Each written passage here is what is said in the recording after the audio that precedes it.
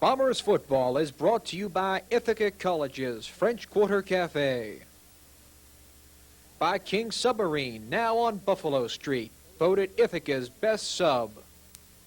And by Perfect Screen Printers, Cherry Drive in Ithaca.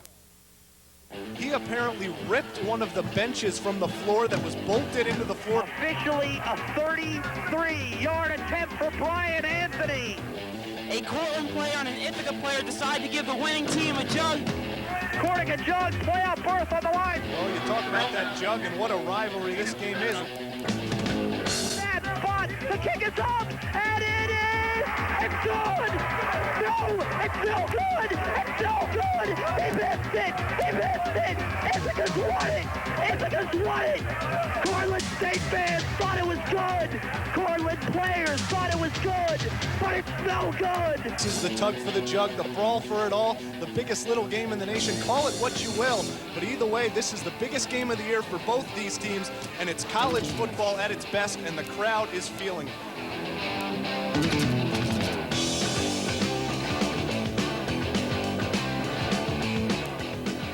Well, certainly this is a very exciting game for our football team and our school, and I think football in general, so we're going to be excited about playing it. It's a game of huge stature, two prideful schools with excellent football programs. A great team, probably the best, by far the best team we'll play this year. It'll be another battle like it is every Saturday. That game should be a war.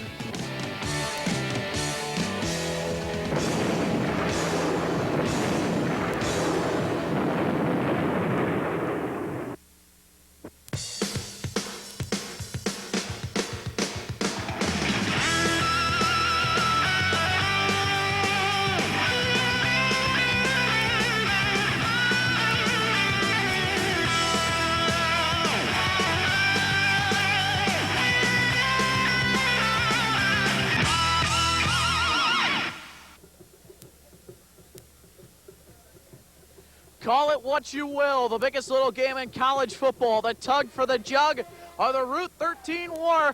In any event, it's week number 9 as this afternoon the Ithaca College Bombers host the 7-1 Cortland State Red Dragons. Good afternoon, everyone, and welcome to Bombers football here on ICTV. I'm Kevin Nicholson, joined again this week by my usual partner in crime, John Fink. We can finally start talking about Cortland State. We've been waiting for this for 1 year.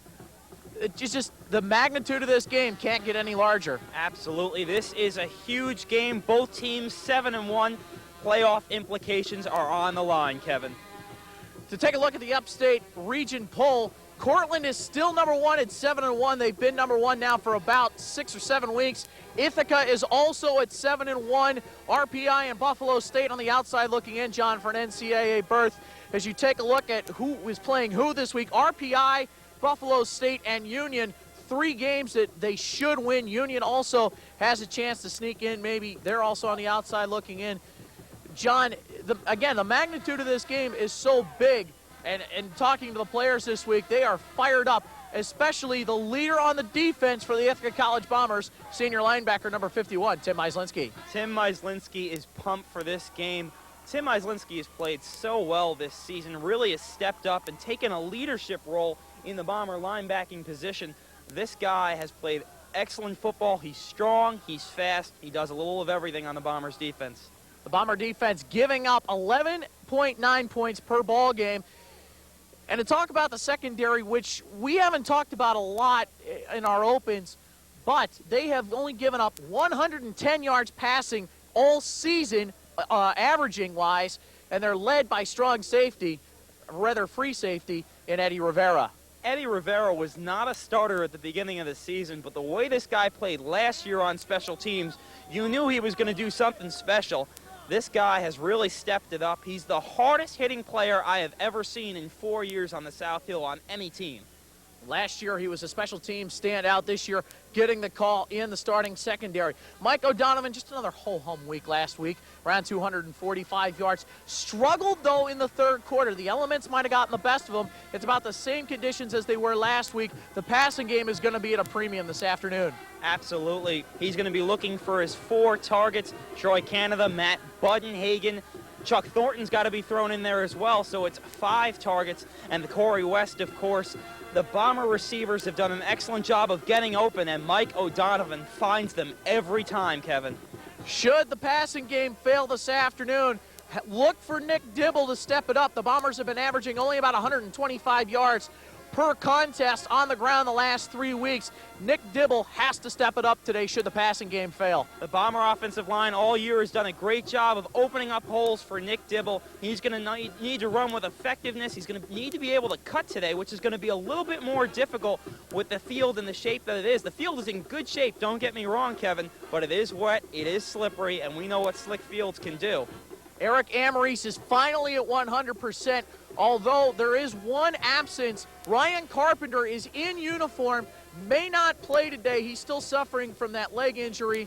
He may actually be redshirted. We'll know later on in the week. Meanwhile, for Cortland, who comes in at 7-1, their only loss of the season to #1 East Region ranked Rowan College.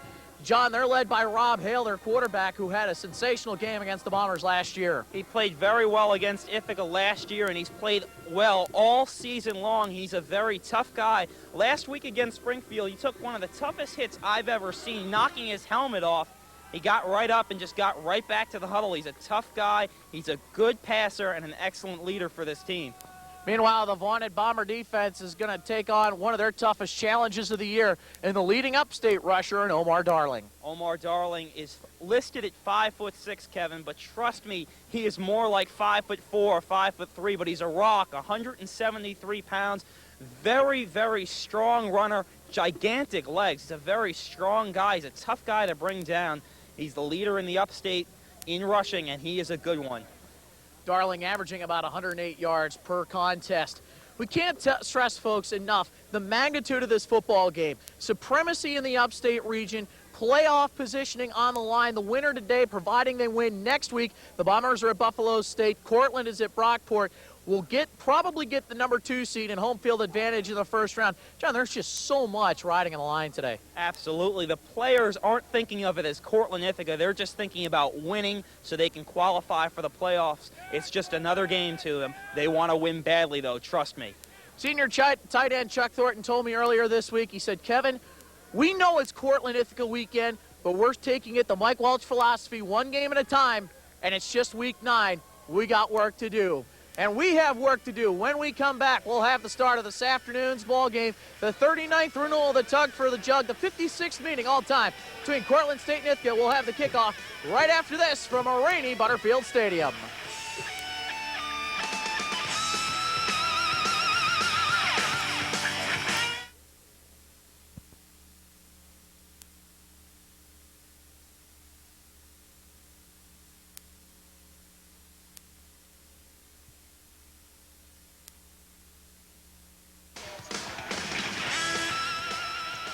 And welcome back to Butterfield Stadium. The crowd getting ready. We're all getting ready.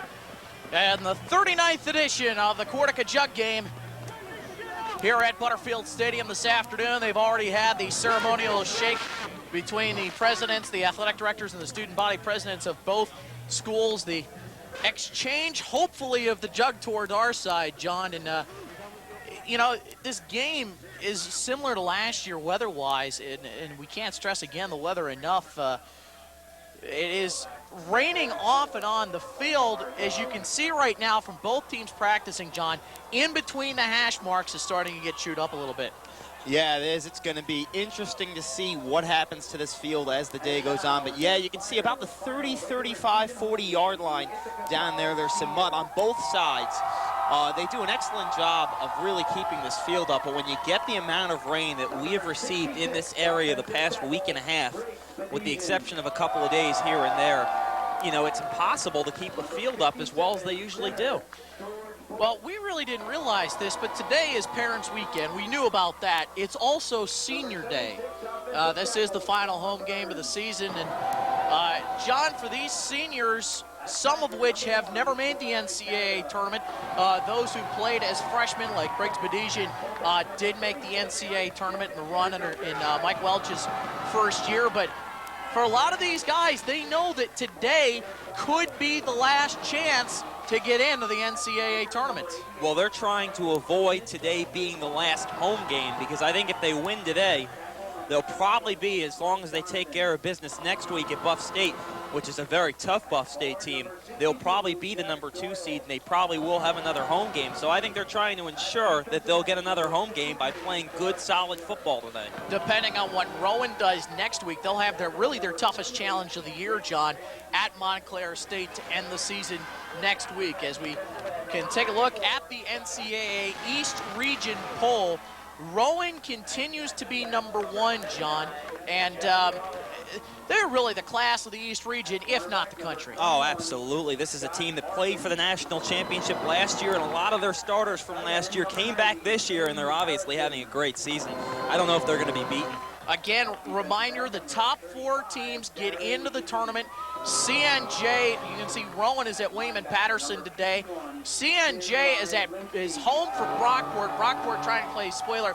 RPI, a surprise, John. They're on the outside looking in. They're at St. Lawrence. As you can take a look at head coach Michael Welch. This is his 4th Jug game as head coach. You can see Bill George, one of his assistant coaches, there as well.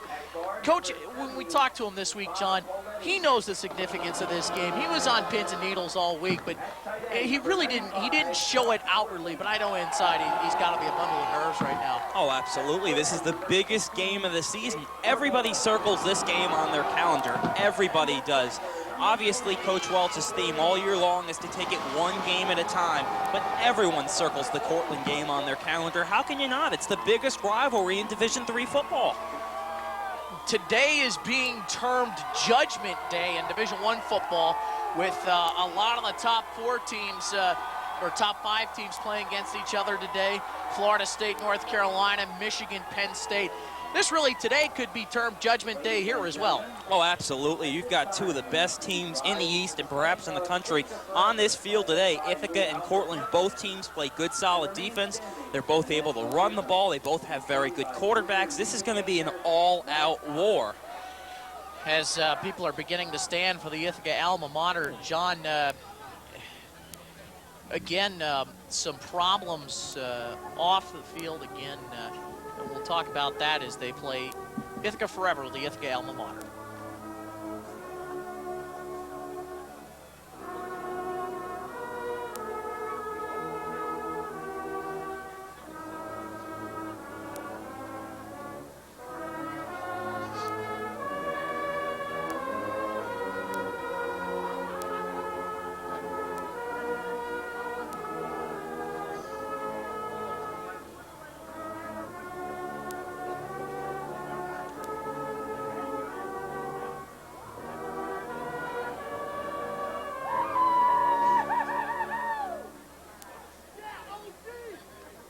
And now, our national anthem. Oh, say, can you see by the dawn's early light what so proudly we held at the twilight's last gleaming, whose broad stripes and bright stars through the perilous fight, all the ramparts we watched were so gallantly streaming, and the rocket's red glare, the bombs bursting in air, gave proof through the night that our flag was still there. Oh, say does that star-spangled banner yet wave? Oh, the land of the free,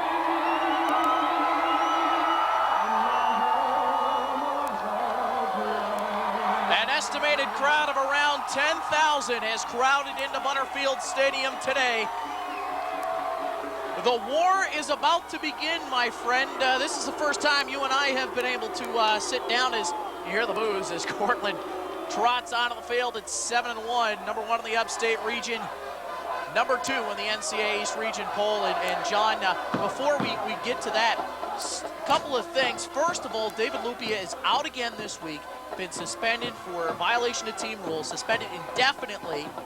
Jeff Garlock starts in his place today. Of course, we already told you about Ryan Carpenter.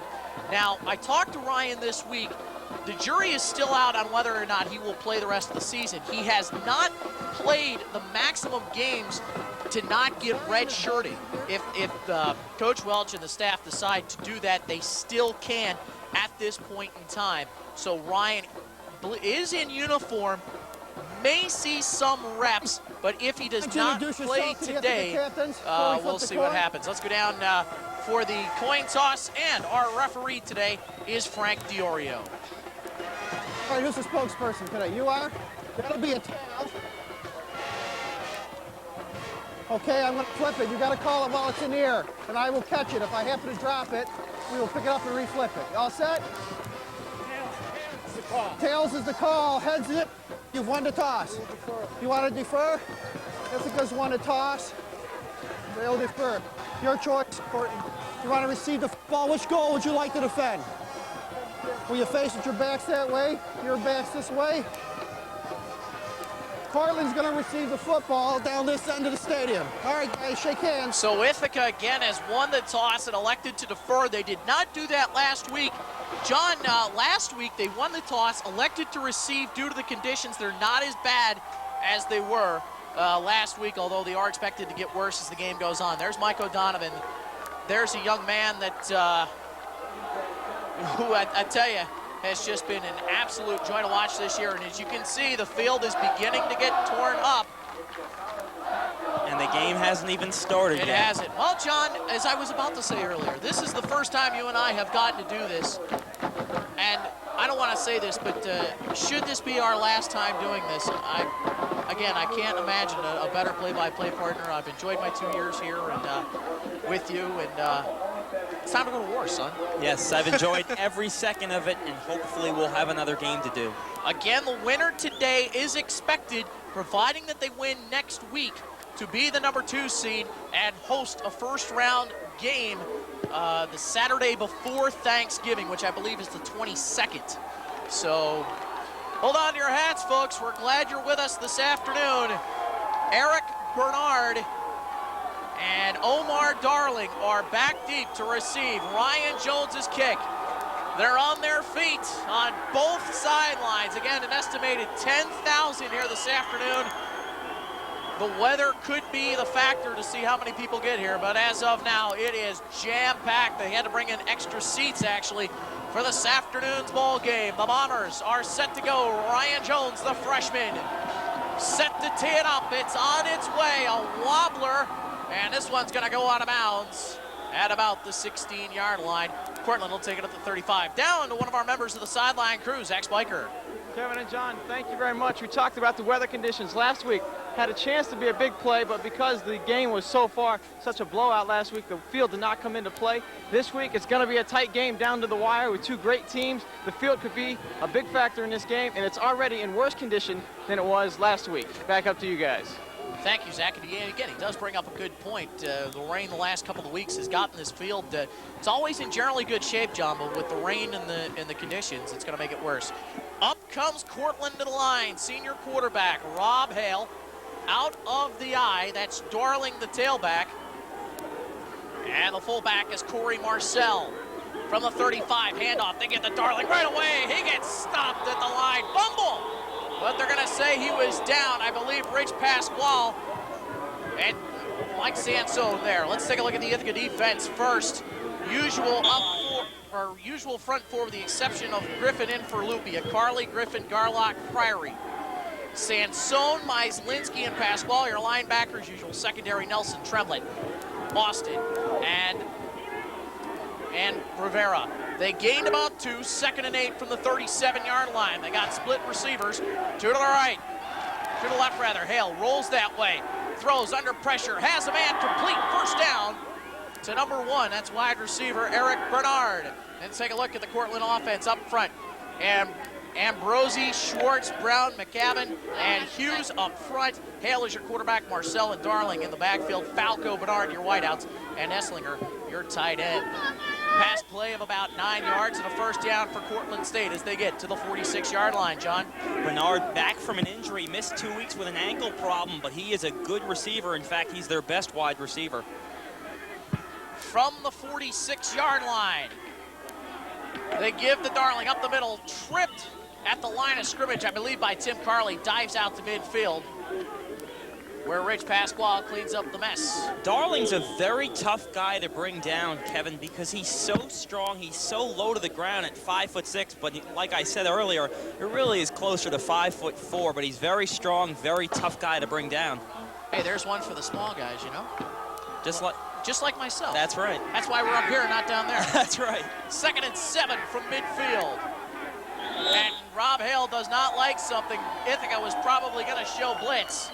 And he has to burn a timeout. Just underway, 13:23 to play here in the first quarter. Rob Hale's numbers on the season, John. He's averaging almost 200 yards per contest, about 190 yards a game. 12 touchdowns, only 4 interceptions. He's played steady.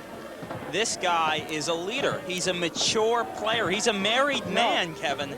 He played at Marshall in 1992 and 1993, now Division I Marshall. Won a national championship, was redshirted in 92. The year they won a national championship, was the backup quarterback in 93 when they played for a national championship. This guy has loads of experience. This guy's he's a great quarterback, and he brings such leadership to this team. He's the oldest guy. That he does, and again, everybody's been talking about O'Donovan in the region, but Hale has had himself a pretty quiet, good year.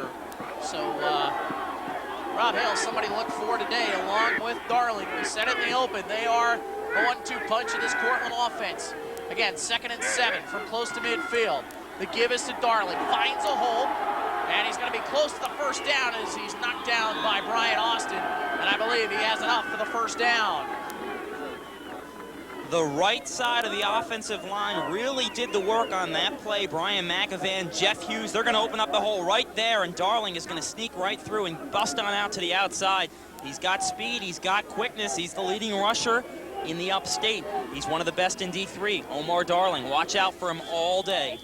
So they're into Ithaca territory at the 43-yard line. Again, just underway here from Butterfield Stadium. 2 receivers set to the left. Out of the eye. Hale looks to be calling an audible at the line of scrimmage. Handoff again. Darling up the middle, slips and falls right at the line of scrimmage, trying to make the cut. Myslinski will be credited with a tackle. You know, that's one of the muddier areas of the field that Darling just tried to run through, and it showed right there. And he's got cleats on, I think. Yeah, he obviously has cleats on, and he just still slid. That's how slick it is out there, Kevin. Footing became a problem last week. Again, the Bombers generally practice about once a week here at Butterfield Stadium. They did not do it this week because of the conditions of the field. And you can see everybody bundled up in the parkas and trying to stay as dry as possible. He lost a yard. It's 2nd and 11 for the 44. Play action fake. Hale rolls, looks, has time, throws. It's tipped and almost intercepted. Brian Austin got his hand on it. And then Eddie Rivera was close to it, but in any event, it's incomplete, and it's 3rd down. Heck of a play by Brian Austin, because Anthony Falco was wide open and would have made that reception. But Brian Austin, we'll see it right here. Rob Hale's going to roll out. Austin's going to stick his hand up right there and deflect it away. And you can't see it on your screen, but Anthony Falco, the senior captain wide receiver, was wide open. So a big play from Brian Austin. That'll bring up 3rd down and 11. Hale will go from the shotgun. 3-step drop, has time, across the middle, tipped and caught. First down, Cortland State. Rich Pasquale had a hand on it, tipped it. Shane Giesler, Johnny on the spot. It's a 16-yard pass play and a 1st down. Again, the Bombers get their hands up right there, but Giesler in the right place at the right time makes the reception and moves the chains. A big play early on for Cortland State. Again, a gain of about 16. They're down inside the 30 now to the 27-yard line. Again, if you're going to score in the Bomber defense, you do it early.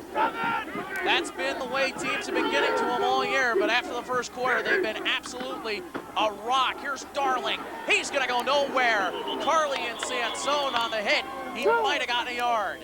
Mike Sansone really has done a great job the last few weeks, really stepped up his game. He started off this season very slow for Ithaca College. This guy is a preseason All-American, but the last few weeks he has been nothing short but unbelievable. Makes a nice play there on Darling. One of only two players besides Myslinski. Myslinski's led the team in tackles 6 out of the 8 games. Sansone has done it once, and Pasquale did it the other time. 2nd and 9 for the 26. Play action fake. Hale's going to roll to the left. Has time, throws, complete.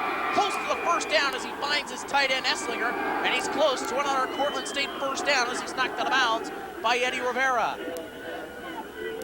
Good play from Ross Esslinger to get himself open. This guy is huge. He's 6'3", 250, the senior out of East Aurora. That's his 13th reception of the year to move the chains. Just did a good job of getting open, and that's what they're going to try to do, find their tight ends underneath, because the Bombers secondary has done a great job of covering receivers all season long. Cortland State now in the red zone. Ithaca's done a good job of stopping teams inside the 20 this season.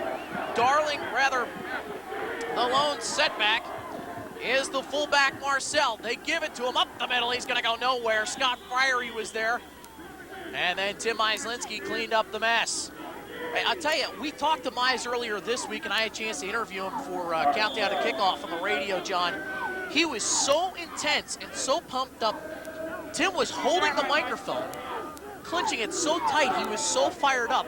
I had one hand actually on the door handle. I thought he was just going to explode. I thought he was. This is the biggest game. It's a war. Timmy is a very intense individual. 2nd down, call it 9. Screen to Darling, has room to the 10, inside the 5. He's going to go in. Touchdown, Cortland State. 16 yards, touchdown, and Cortland State is on the board. What a great play call. I think Coach Dan McNeil called that play, and if he did, what a play call that was to set up the screen, get their blockers downfield. They had a wall on the right set up, side. John. The wall was set up. We'll see it right there. Look at the blockers go all the way down. There it is right there, and Darling just follows his blockers right into the end zone for the easy touchdown. Convoy led. They're going to go for 2 on the fake extra point. They got it. Flags are on the play, though, But Kevin. there are flags down. That was number 66, Jeff Hughes, leading the convoy. They go with the fake extra point. It's going to be false start against Cortland State. I really didn't see that. I looked down for a minute. Hope we can get a replay and see that again. John, I don't know if that was designed or if there was a slip or what happened. Legal procedure on the offense, the line of scrimmage. We're going to repeat the extra point. So it'll be a 5-yard penalty, and they'll replay the extra point. That's a big 5-yard penalty. They've had problems, Cortland State, kicking the football all season long. As Ithaca College, and with these conditions, Kevin, kicking will be the question mark today. So on to attempt the extra point, Dan Raymond, a sophomore. Out of the hold. And the kick is up, and it is dead center. So Cortland State, again, that was out of the hold of Anthony Falco, the wide receiver. So it takes him 4:41, 16-yard touchdown pass from Hale to Darling, 65 yards on the drive. And Cortland State on their opening possession go down 65 yards for the touchdown. Anytime, Kevin, you put your defense on the field first, which is what Ithaca elects to do most of the time, you run that risk of falling behind early. Now it's up to Mike O'Donovan to march the Bombers back down the field. And to the Bomber credit, John, early on in the season, they struggled early offensively. Let's see if Mike O'Donovan can get them going. They have not struggled in the last couple of weeks. Now, early on in the last couple of weeks, they've been pouncing on teams offensively. Matt Vaccarella will do the kicking duties for Cortland State. Budenhagen and Canada back deep to receive for Ithaca College. Again, most teams have been kicking away from Budenhagen and going to Canada. The problem is, though, John, doesn't matter who you kick it to, there is a chance for the big play. You might as well pooch kick it, which they may do on a day like today. does have a pretty strong leg. And he gets into it. It's a spiral. Rolls on the ground. Buttonhagen picks it up at the 14. Across the 25. Still on his feet. And gets out to the 33-yard line. Tripped up there by number 25, Matt Bruce. Down to the other member of our crew, Scott Kaczmarek. Thanks, guys. Down here, the Bombers were hoping the defense could hold early. They couldn't. Now it's with Michael Donovan in the offense. He was warming up earlier on, getting the passing arm ready. The rain has picked up on here markedly on the field. Throwing the ball is going to be much more difficult. He warmed up earlier. He said the ball was fine. We're going to see the ball's getting slipperier now with the rain picking up. And Cortland's coming out hitting, guys. They are fired up on that far side of the ball. Out of the eye, it's Rombutis and Dibble. White out, Cisse and West.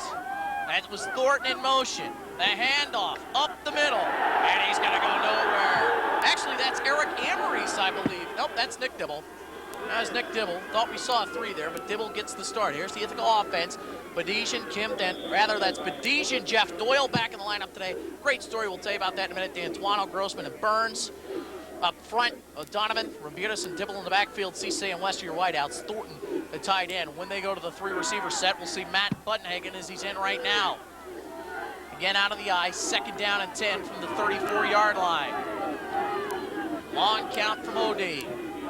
Quick drop, looks, has Buttonhagen at the 39 after a gain of about 5 yards. Let's take a look at the Cortland defense real quick. Up front, Mazika, Morris, Jackson, and Burchard up front. They play a 4-3-4. David, Tave, and Bacon are your linebackers. Kirst, Eberly, Edwards, and Bruce. And let's look out for Jeremy Kirst. He had 2 INTs last week against Springfield. 3rd down, call it a long 4 from the 39-yard line. West goes in motion out of the pro set. 5-step drop over the middle. Has West, and he's not going to get the first down. Knocking him back, John, number 45, Kyle Tave.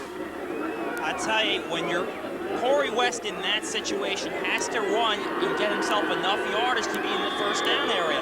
He can't go 3 yards in that situation. He has to go 5 yards. O'Donovan delivered the ball perfectly. Got to know where the marker is, John. Exactly. Rob Carmen, he's been punting better of late.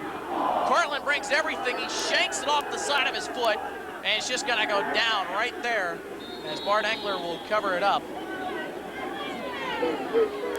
It's only a 27-yard punt, no return. That thing had some backspin on it like some of my pitching wedges, John, but in any event, go ahead. That may have been deflected, Kevin. Cortland State always puts a serious rush on. Last year they blocked 2 Ithaca kicks. This year they were going for it again. Carmen has struggled punting all season long. It's really the weakness. Better the last couple of weeks, though. The kicking game, as we've said before, the weakness of this Bomber club. Here's Hale back to the line. Out of the eye. Hand off Darling, up the middle, has a hole, has some room across midfield, and is going to get tackled from behind by Brian Austin. Cortland State is just digging in and making holes and making Swiss cheese out of this Bomber defense, John. 25-yard run from Darling. What a burst of speed he has. Like I said, Kevin, he's so strong. Look at him right there. He's carrying Brian Austin. He may be little, but he is a tough cookie. See Bill George, the offensive line coach, trying to talk to his offense, saying, hey, we got to get better protection. He can make bigger holes. After the 25-yard gain from the 35 of Ithaca. Again, they go to Darling. He's going to go nowhere. Pasquale, Carmen, and Myslinski along with Scott Friery. Those are the usual suspects. The defensive line of Ithaca College made that play by getting good penetration against that Cortland State O-line, and they were able to get Darling right away for a good loss. So a loss of about 2. As we were about to say, Jeff Doyle starting again this week at offensive guard. This is a young man that broke his tibia 4 weeks ago against Springfield. They thought he was done for the season. Getting the start today. That's a fast recovery, huh? That is a fast recovery. Had a chance to talk to Jeff earlier this week. He's pumped up, and I'll tell you, to make it back for this game, he said he may not get to play Cortaca. Illegal substitution foul against it, Cortland, so it'll knock him back 5. Just the immense pride that these two teams have, John, A, they don't like each other, but B, they're very pride, and they are respectful of each other. Penalty, substitution infraction on the offense, 5 yards, still the second down. Cortland State hasn't won in Butterfield Stadium since Coach Jim Butterfield's first year, Kevin. That was 1967, I believe. We weren't even alive. We weren't even thoughts. I think that was my parents' junior and sophomore years of college, respectively. Mine were out of college. Hale, rolling to the left, throws, has time, and it's incomplete. Looking for his intended receiver, Brian Girardi. Good coverage there by Brian Austin. It'll be third down. The fact that Brian Girardi is playing this week is amazing. He suffered one of the worst hits I've ever seen last week, a head-on collision that gave him a pretty bad concussion. To see him back on the field is excellent because he was on the ground last week and wasn't moving, and to see him playing this week is a really good sign. John was at the Cortland game last week. Had fun, I take it, in the rain. While I was up here being dry. By the way, Scott Ketchmark picked a great week to come up here. Out of the shotgun, Hale, he's gonna go for it all. Has a man down there, incomplete. Good coverage by number 21, Scott Harkins, the senior, as he was looking for his intended receiver in number 83, Anthony Falco. The throw was there, but the coverage was also there. Great coverage from Harkins, although really Falco could have come down with that catch. Good coverage there by Scott Harkins, the senior, getting some playing time today. Might see some of the seniors in, although this is for all the marbles trying to get into the playoffs. Might see some different people in and out today for the Bombers. Buttonhagen standing back in his 10. Matt Vaccarella standing back in his own 45 to do the punting. Bombers with 11 men on the line.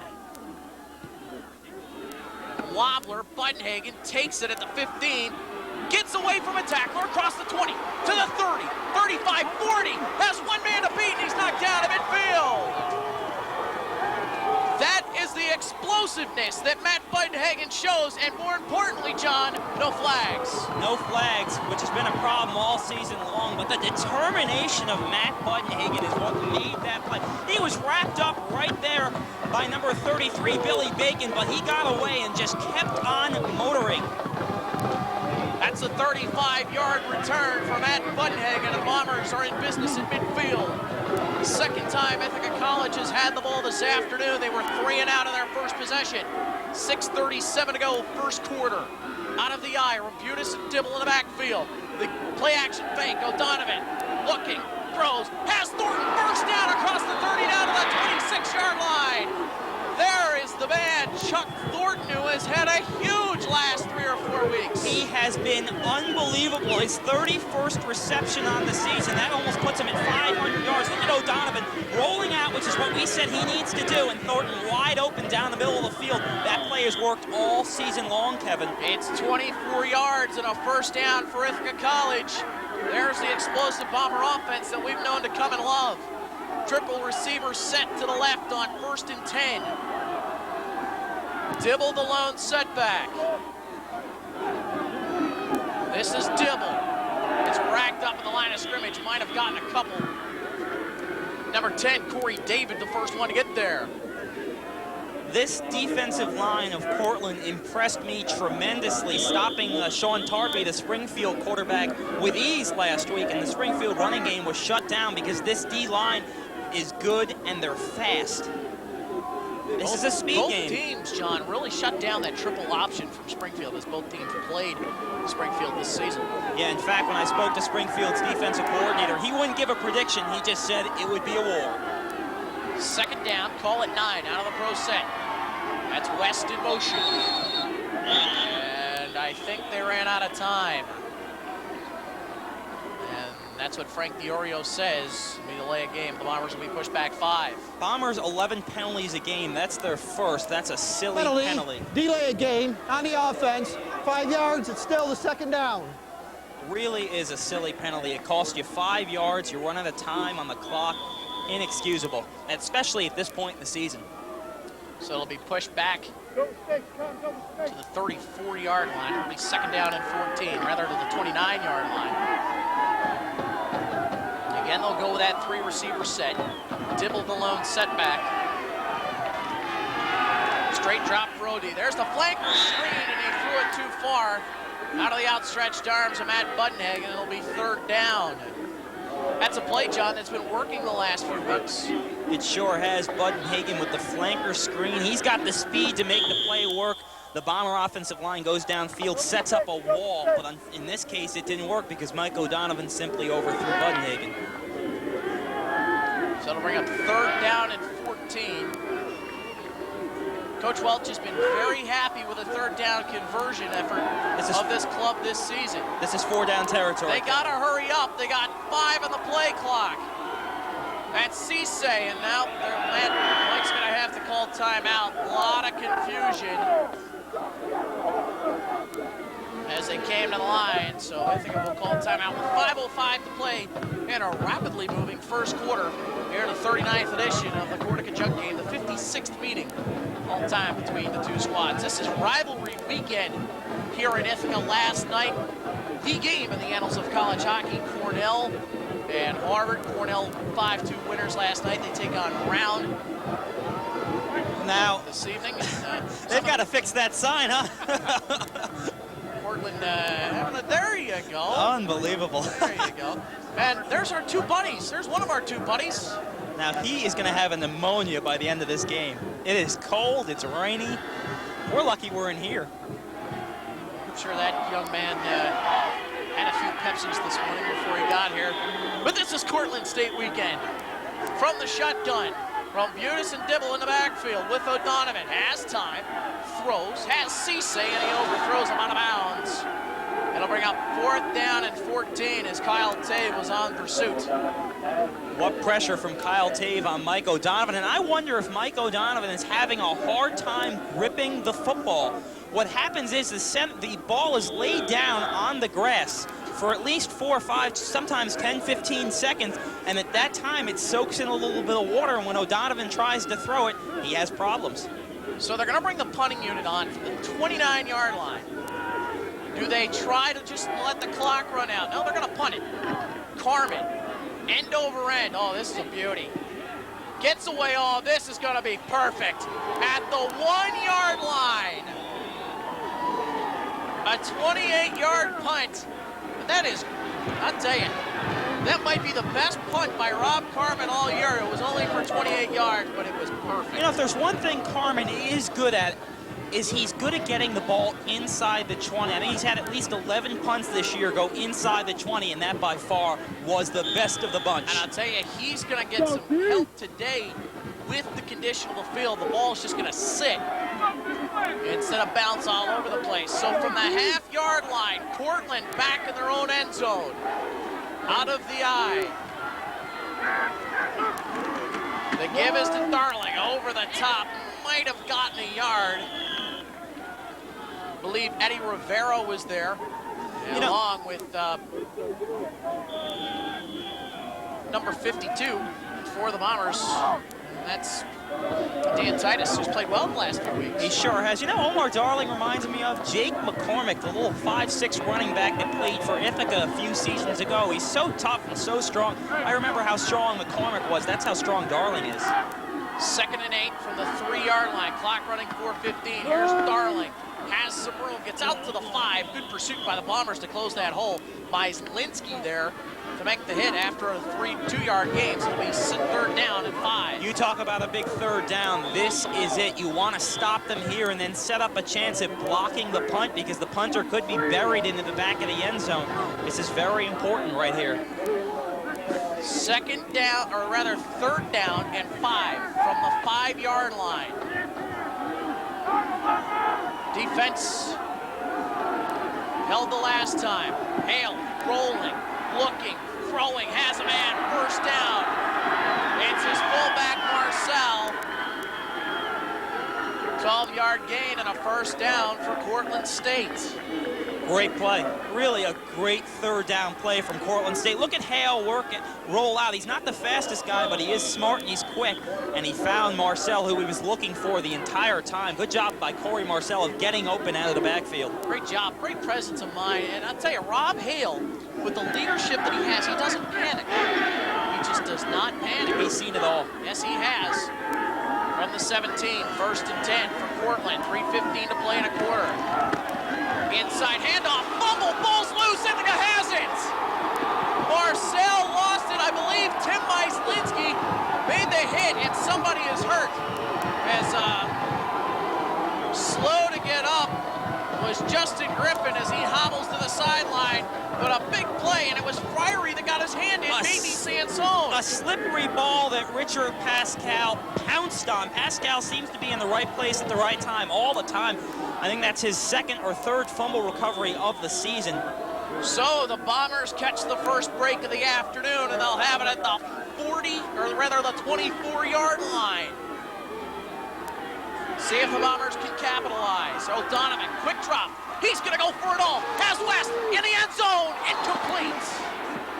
Great coverage by number 24, Jeremy Kierst. Jeremy Kierst, the guy we talked about at the beginning. I tell you, though, a perfect throw gets a touchdown right there. That ball was slightly underthrown from O'Donovan. May have got caught up in the wind a little bit. Corey West was running under it, but Kierst had a chance to catch up. West really burned Kierst. Actually, John, that was number 24, Jeremy Kierst. Good job defensively. You see how Kierst caught up to that, though? He caught right up to it. West really had a step on him. 2nd and 10 from the 24-yard line. That's Jeff Earn in motion. First time we've seen him today. Up the middle. For about 6 goes Dibble. So it'll be 3rd down and call it about 3.5 to 4. Nick Dibble averaging 5.5 yards a carry this season, but really that was his first good rush of the season. Quickly down to Scott Ketchmarek. Guys, that last fumble recovery for the Bombers may prove costly. Number 48, Justin Griffin, getting his ankle worked on. He, of course, missed 2 games earlier this season. And Tim Myslinski getting his shoulder worked on down here by the Bombers training staff for the Bombers defense. It's going to take a truck.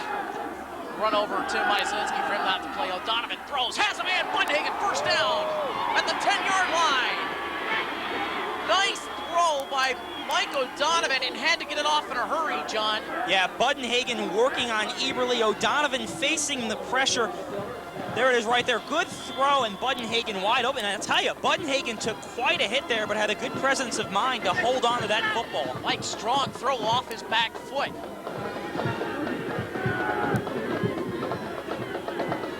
So, after the 14-yard gain, it's 1st and goal from the 10-yard line. They can get a first down, but it'll practically be a touchdown.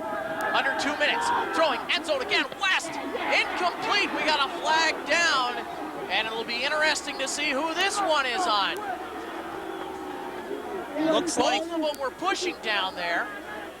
I don't know if I call a flag in that situation. I think both guys were going for the ball. Exactly.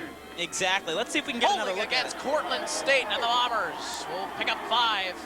The penalty is on Jeremy Kierst, but let's see if we can take a look at it. There we go, right here.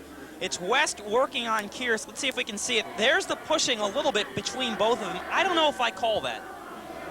By the defense, it was an eligible pass receiver. Half the distance to the goal line, it results in an automatic first down. 5-yard penalty. Either way, it's either half the distance or 5 yards. Yeah. So, in any event, it's 1st and goal from the 5-yard line. Minute 50 to play, first quarter. It's like it may be Dibble on the run here. The Bomber red zone offense has been spectacular the last 3 or 4 weeks. Earn in motion. Dibble. Up the middle is going to get stopped for a loss. Number 56, Mir Mazika, along with number 10, Corey David, there to stop Dibble. Nick's just not getting off like we've seen him all season. Johnny looks a little tentative. Well, it is tough to get your footing out there. It's tough to get that extra burst of speed, but I'll tell you got to give the credit to Cortland's defensive line. They did an excellent job. They knew that Dibble was running up the middle. So it'll be 2nd down and goal from the 7, loss of 2. Buddenhagen, the lone receiver, in motion. Play action, throws, end zone, incomplete. Looking for Chuck Thornton. Chuck heavily covered down there by number 45, Kyle Tate, and some of his friends. So it'll be 3rd and goal from the 7-yard line. O'Donovan working on the short side of the field. I think the Bombers may want to go and take a look at working the long part of the field so they have more room to work with, because Thornton was clearly covered there. There was guys around him everywhere. He almost made a great catch. John, I don't like to play coach here, but a possible play call. Last week they ran it a few times, the naked bootleg. Yes. 3rd and goal from the 7-yard line. West in motion on the 3-receiver set. O'Donovan throws, and it's incomplete. The ball slipped out of his hands as he was looking for Corey West. So this brings up an interesting situation. And he is going to bring on Seth Steinberg, the freshman. So it'll be a 24-yard field goal. They'll spot it at the 14-yard line. This, again, is the shakiest part of this Bomber club. Out of the hold of Matt Budenhagen. Good snap. Kick up. Dead center. Wow. Is that a confidence booster for that freshman or what? With 57 seconds to go in the first quarter, the Bombers are on the board at 7-3. Let's go down to Scott Kaczmarek.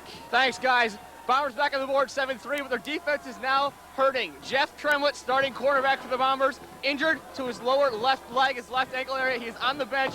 Looks like he's going to be done for at least this half. He's being attended to by the training staff very seriously. Justin Griffin, his ankle's been looked at. They wrapped it again. He's going to go back in on this set of downs. Tim Islitzky's all right as well. With Jeff Tremlett is on the Bombers bench, slitting down with his leg up, being attended to by the Bombers training staff right now. Back to you guys. That's why we saw Scott Harkins the last possession. That's so, right. That is a huge loss if Tremlett is lost for the game. Good job by Scott bringing that to us. So the drive goes 17 yards, takes it 2 minutes, 11 seconds, 24-yard field goal from Seth Steinberg. So with 57 seconds left, Ithaca on the board. It's 7-3. Good job by Cortland State's red zone defense. The secondary was the question mark for them going into this game, but they did a great job of making plays. I'll tell you what, though, John, that is a huge confidence builder. Absolutely. For Seth Steinberg. Absolutely. Ryan Jones, his first kickoff went out of bounds, which has been a recurring theme this year. It's a much better kick, although short. Darling fumbles it, and it goes out of bounds at the 10-yard line. He muffed it, and it goes out of bounds at the 10. So again, Cortland State back deep in their own territory with 51 seconds to go. A much better kickoff. That's got to give Ryan Jones some confidence. Dan Titus is in for Myslinski is back out there, which is a good sign. Nothing's going to stop Myslinski from playing. Anything short of a Mack truck running over Mr. Myslinski today is going to knock him out of this ball game. Football is in the blood. Absolutely. His brother Tom, unfortunately, is out again this week. Has a strained abdominal pull and will not play for the Steelers against the Ravens tomorrow. Back to pass goes Hale, throws, has a man, first down. As they pick on Dave Nelson as he got Shane Giesler. And it's a 14-yard gain and a first down. Again, Timmy's brother Tom not playing for the Steelers, has a strained abdominal pull. Abdominal pull. Get it. Will not play against the Ravens this week. Down to Zach Spiker. We'll go to Zach Spiker after this play. So 1st and 10 from the 24. 46 seconds to play here in the first quarter. 7-3 Cortland if you're just joining us. Here's Hale. The give is to Darling. Up the middle. Makes a couple of tackles and it runs into the Bomber wall. Myslinski and Sansone there as he picks up about 4 on the play. A good tough run from Darling, but the Bomber linebackers made another play. And a big thing with this game is the speed battle. Both these teams are very fast. This is in fact the fastest team the Bombers have played all season long. Whoever wins the game of speed will probably come ahead at the end. So from the 30, and we got flags down all over the place. I think this could be another illegal substitution foul, which would be the second of the night, second of the afternoon rather, for Cortland State. That's what it is. So that'll push him back 5.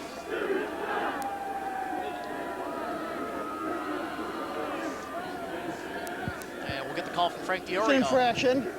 On the offense, 5-yard penalty, still remains the second down. Cortland also is a penalized team, almost 11 penalties a game as well. So, you know, it's important to stay penalty-free and not to turn the football over. So with 2 seconds left, that's going to be the end of the first quarter. Cortland scored on their first possession. The Bombers put 3 on the board. We are through 1 in the 39th renewal of the Cortaca Jug. It's the Red Dragons 7 and the Bombers 3. Back for the second quarter right after this.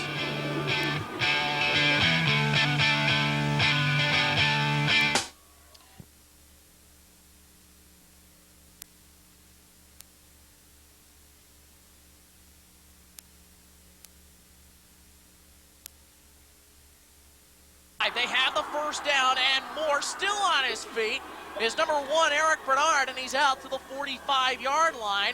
A 20-yard gain and a first down for Cortland State. But let's, before John, let's go down to Zach Spiker. Guys, thanks. Down here on the sideline, Rob Hale, the quarterback, after the first drive for Cortland State, went over the offensive line, told them they're doing a great job. He has plenty of time. Look for Cortland to go to the air. Rob Hale is having no trouble with the weather affecting him on the pass. Cortland State is moving the ball in the air. Look for them to continue to do it. Thanks, Zach, especially with Tremlett being out. They go back to the ground. Here's Darling. He's going to go down for a loss of 1. Mike Sansone wraps him up. Now officially for Darling, that's his 11th carry for 45 yards. Nick Dibble, 4 carries for 4 yards. I got a feeling we're going to see Eric Amaris in this ball game in the not-too-distant future. They may have to go to Amaris. He's a bigger back. He's a stronger back. You may need him with these type of field conditions. I would think that the Bombers would take a look at Amaris and put him in this football game. Loss of 1, second down, 11 from the 44-yard line. Just underway, second quarter. Hale, pump fake. He's going to go for it all. Has a man down there, and it's incomplete. Sprawling out for that one was number 83, Anthony Falco. Harkins and Austin were down there in the coverage. Anthony Falco almost made one whale of a catch. I tell you, Harkins was step for step until about the 35-yard line, and then Falco put the afterburners on and really found himself open. The ball slightly overthrown, Kevin. So that'll bring up a 3rd and 11. Hale will go for the shotgun. Now he's going to call timeout, some confusion.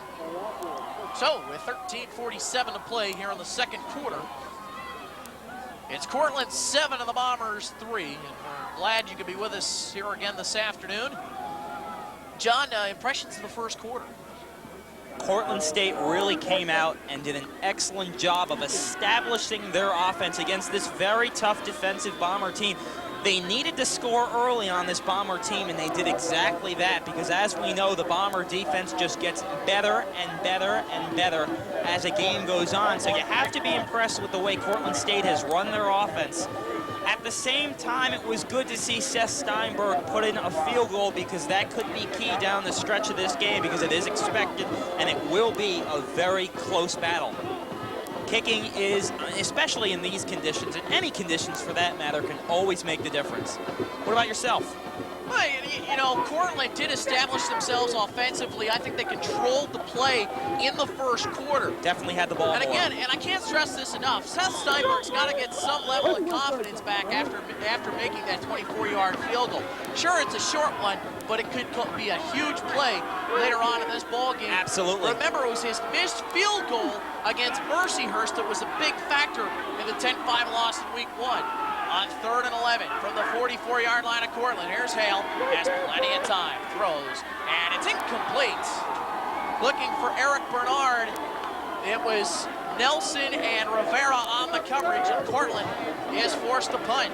Yeah, Bernard was just surrounded by Bombers. If he would have come down with that, he would have taken quite a hit. But Cortland's offensive line has done a great job of holding back the Bomber D-line. Rob Hale has had plenty of time to throw the football. So it's Vaccarella back to do the punting as he'll stand on his 30. Buttonhagen standing back on the Bomber 20. Vaccarella's first punt went 26 yards, just much better. Sending Buttonhagen all the way back to his 9-yard line. across the 15 to the 20, slips and falls at the 21 as he's trying to make the cut. And there's the field again as he's Mike Ward, number 57, was about to lay the hit on Buddha, but Buddha slips and falls, so Bombers will take it there from the 21. First quarter stats, the Bombers only 45 yards, Cortland 131 yards. 67 of them on the, or rather 46 of them coming from Omar and Darling. Rob Hale 6 of 9, 76 yards, 1 interception. O'Donovan only 4 of 9 for 34 yards. So Odie, first possession of the second quarter. Here's Troy Canada as they were trying to set up the screen, and Troy ball a little bit too high, got up there, but it's a loss of 2. The fact that Troy had to jump for that football made him slip upon his landing. So it was a loss of 2, but the Bombers again trying to set up that receiver screen. Nothing fancy, they're just trying to set it up, and Troy Canada, as we know, is electrifying. He's the fastest Ithaca College football player, runs a 4.340. Second and 12 from the 18-yard line, under 13 minutes to play here in the first half. Dibble is your lone setback. Long count from O'Donovan. Here's Dibble, trying to get to the outside and is met at the original line of scrimmage. Hard hit down there by number 33, Billy Bacon. A great hit from Billy Bacon. This guy has 46 tackles going into this game on the year. He's fast. He also does the long snapping on the special teams. He's a good player. So it's a 3rd and 10 from the 21-yard line for Ithaca College. 3 receivers set to the left side with Buttonhagen, West, and Cisse. OD will roll to his left. Throws. And it's complete and knocked away. Good play by number 3, Aaron Eberly. Was looking for Cisse at about the 40, and at the last second, Eberly stuck his hand out there, so the Bombers will be forced to play. An excellent play, and this Cortland State secondary has impressed me early on. I saw them play last week. They looked like they were the weakness on this Cortland State defense, but they have played very well early on. They're making plays. So Carmen back on his 11-yard line. Again, Cortland brings the rush. Much better punt this time by Carmen. Fair catch called for by Bernard at the 48-yard line of the Red Dragons, and that's where Cortland State will take over. Talk about presence of mind. Did you see what Eddie Rivera did on that play? After the fair catch was signaled, Eddie Rivera slid to avoid hitting him and getting a penalty. That was a smart play. So Cortland State will have it at the 48-yard line, 1st and 10. See the big offensive line, along with the rest of the Bomber offense, talking it over with Mike Welch, trying to get it going. So far, they've been shut down. So Hale again brings Cortland State to the line. He'll look to his right, throws, has a man complete. His tight end, Erlinger, has the first down across the 40. And down to the 39-yard line. First down, Cortland State on the 13-yard pass play. Cortland State looking like the Bomber offense, making use of their tight ends. Ross Esslinger, the big senior, found himself wide open again, taking advantage of the Bomber linebackers. He is very strong, he's very big, and he's such a wide body that it's not that difficult for him to get himself open. And Hale just found him once again. From the 39, 1st and 10, clock running, 11:40 to play, 2nd quarter. Out of the eye. First time today we've seen Tony Paisley, number 20, for Cortland State. He'll get the call right up the middle. Might have gotten a couple, tripped by Timmy Myslinski after a gain of about 2. Actually, that was number 28, Rusty Dean, the junior from Chittenango. The Red Dragons haven't had a lot of success early on running through the middle. When Darling has been able to bust on out to the outside, that's when they've had the success. But the Bomber defensive line have stopped any run through the middle so far. Well, they've been parting the sea on that right side, John. That's what you said in the open. Cortland State likes to run Darling to that right side. 3 receivers set now, make it 4. With a man in motion, gets it off, has a man, it's complete to number 28, Rusty Dean, and there's a flag down. See what this one's all about. Looks like it's in the neighborhood of holding, but let's see.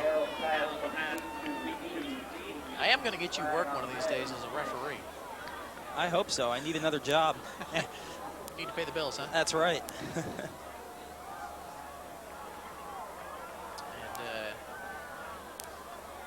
Looks like a conference going on down there. I don't know what this call is going to be. We'll find out. Illegal motion against Cortland. Well, maybe you won't get me a job as a referee. Well, you missed one call. You've been good on the calls most of the year, my friend. Thank you, Kevin. So it'll bring up 2nd down and 13 for Cortland State after they walk this one off. What do you think we have right now? 10,000, maybe a little bit more? I tell you, the fans came Legal late. motion on the offense. The ball went out of bounds behind where it was fumbled. The penalty will be declined, placing the ball. Accepting the play would be a 3rd down at the spot it where it out. So it'll be 3rd and 13. We'll call it a long 13. They decline the penalty. The Bomber crowd back on its feet trying to get this defense pumped up. They've made some good stops the last 2 or 3 possessions that Cortland's had the ball. And we're going to get a flag. It's going to be a free play for Cortland State. And he's going to go down. Scott Fryer, he's going to get the sack, but it's going to go for naught because I think Tim Carley was offsides. He tried to get back, but he slipped and fell, John.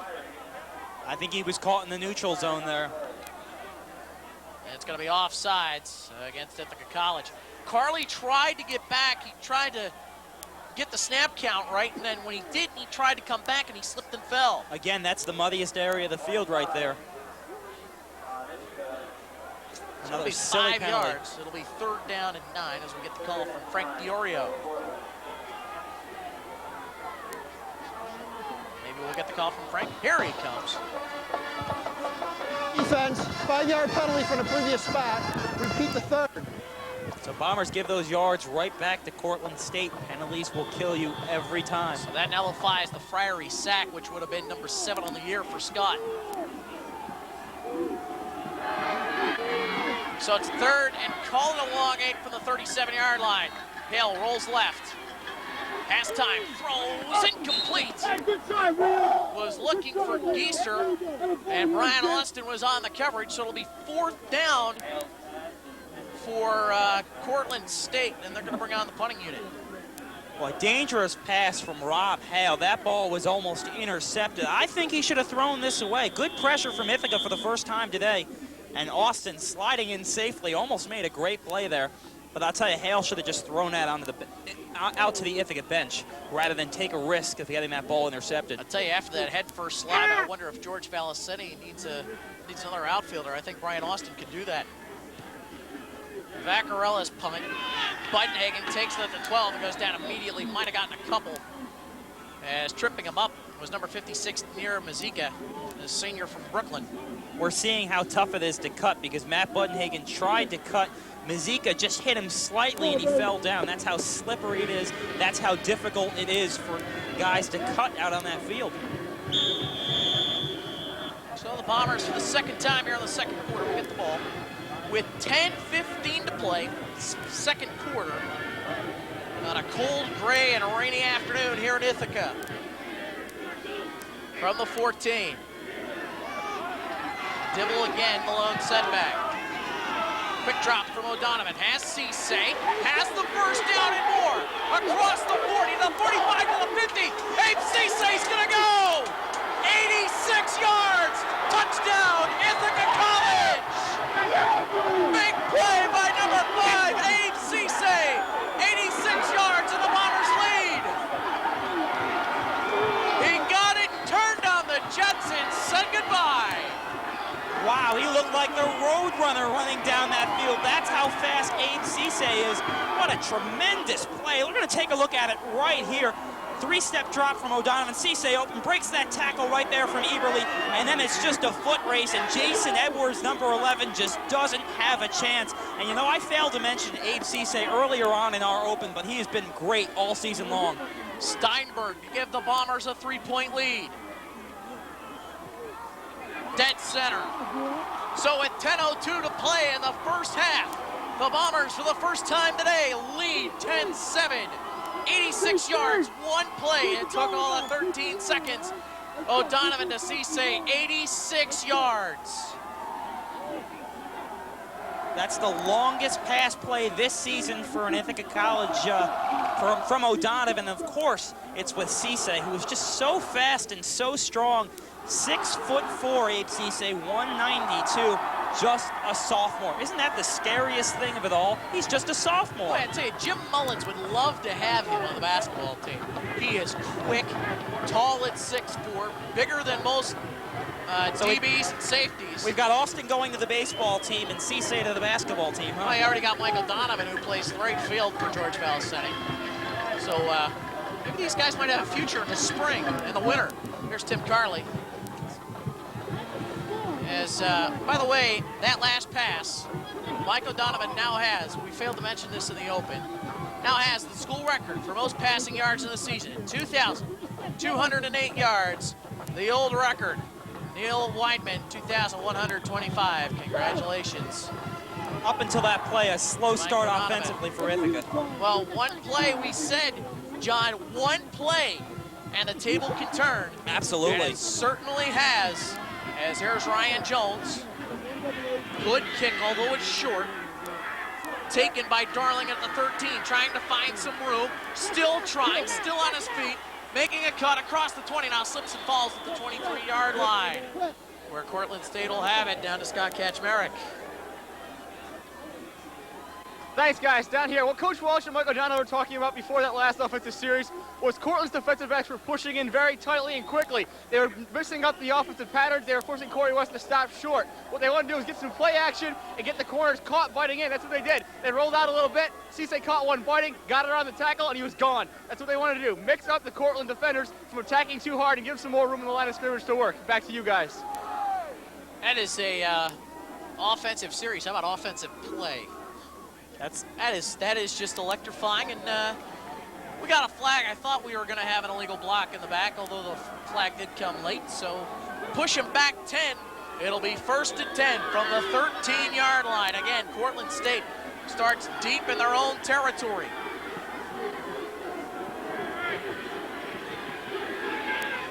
It's Marcel and Darling in the backfield, out of the eye. The give is to Darling. Bounces off the tackle and goes nowhere. By Zielinski and Pasquale, loss of 2. And John, I tell you, the momentum, that one play, it's all Ithaca's right now. It changes everything. I'll tell you, though, the real guys that made that play were Friery and Carley, the two Bomber defensive ends who made the initial hit on Darling, and then Pascal just cleaned up business. So a loss of 2, 2nd down and 12 from the 11-yard line. Clock running, 9:15 to play, second quarter. Hale rolls to his right, throws, complete, has the first down as he completes it to number 83, Anthony Falco, and a first down for Cortland State. Great composure from Rob Hale. What more can you say? Great composure, great patience. Rolls out, he was looking for Falco all the way. Falco got himself open. A first down for the Red Dragons. This guy is so experienced. He's been around college football for a long, long time, Rob Hale. He's seen it all. This is his 6th year as a senior. He's transferred twice, actually. After he went to Marshall, he went to Montclair State, and then here to Cortland. Indiana State. Indiana State, I'm sorry. That's okay. Thank you for covering me. Handoff right up the middle, met at the line of scrimmage. Hello. Guess who? Mr. Myslinski. And Darling got his bell rung. He's going to have to come out for this one. I think Darling's wondering what hit him. He's shaking up big time. He's a little wobbly. He is a little wobbly. Boy, I tell you, Timmy Myslinski wanted to come out today, said, Kevin, I want to play the biggest game of my life today. Well, Tim, you are. Loss of 2, 2nd down 12 from the 21-yard line. Long count from Rob Hale. Straight back, feels the pressure, screen coming, completes it to Rusty Dean, and he's going to get to the 29-yard line before he's knocked out of bounds.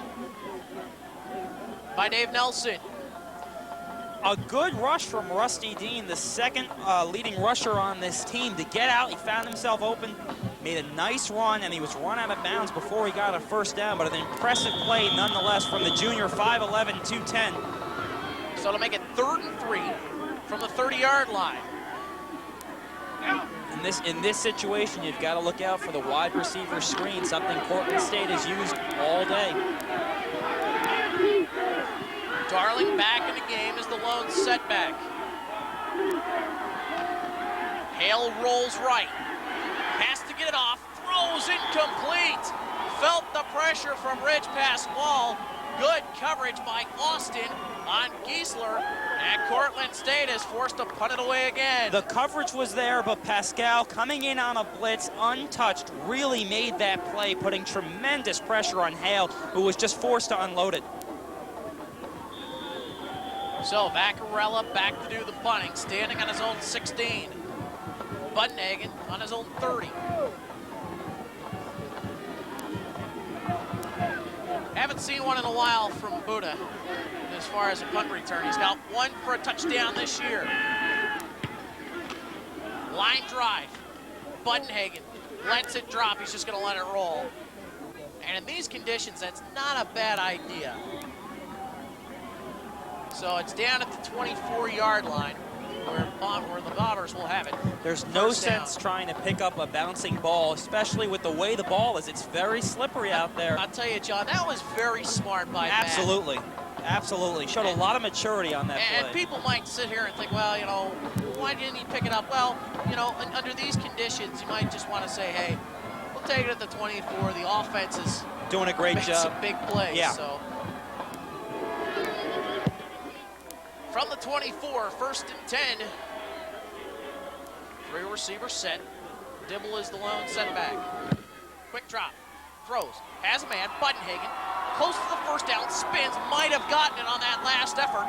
That's a 10-yard pass play, and I think he's got a first down.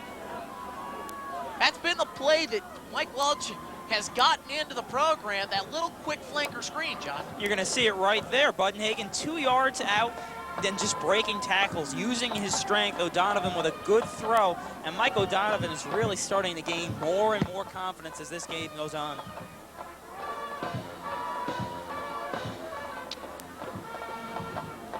That, by the way, John, in the long and storied history, 61 years, that was the longest touchdown pass in school history, 86 yards. Wow. I was wondering. Just given to me by our good friend Matt Murphy. So they're going to measure, and they have apparently come up short of the first down. So it'll be short, second and about 6 inches. I'll tell you, 2nd and 6 inches gives Coach Mike Welch a lot of flexibility. He may want to run it deep here. Not a bad move right there. If he wants to go, he's basically got a free play. This is the situation, exactly. And if you're looking for big play receivers, Cisse and of course Corey West has had some huge receptions this year. Matt Budenhagen, Troy Canada, all the receivers can all go deep. They're all fast. 2nd and 6 inches. Long count. Play action. As we said, he's going to go deep for Cisse. Incomplete.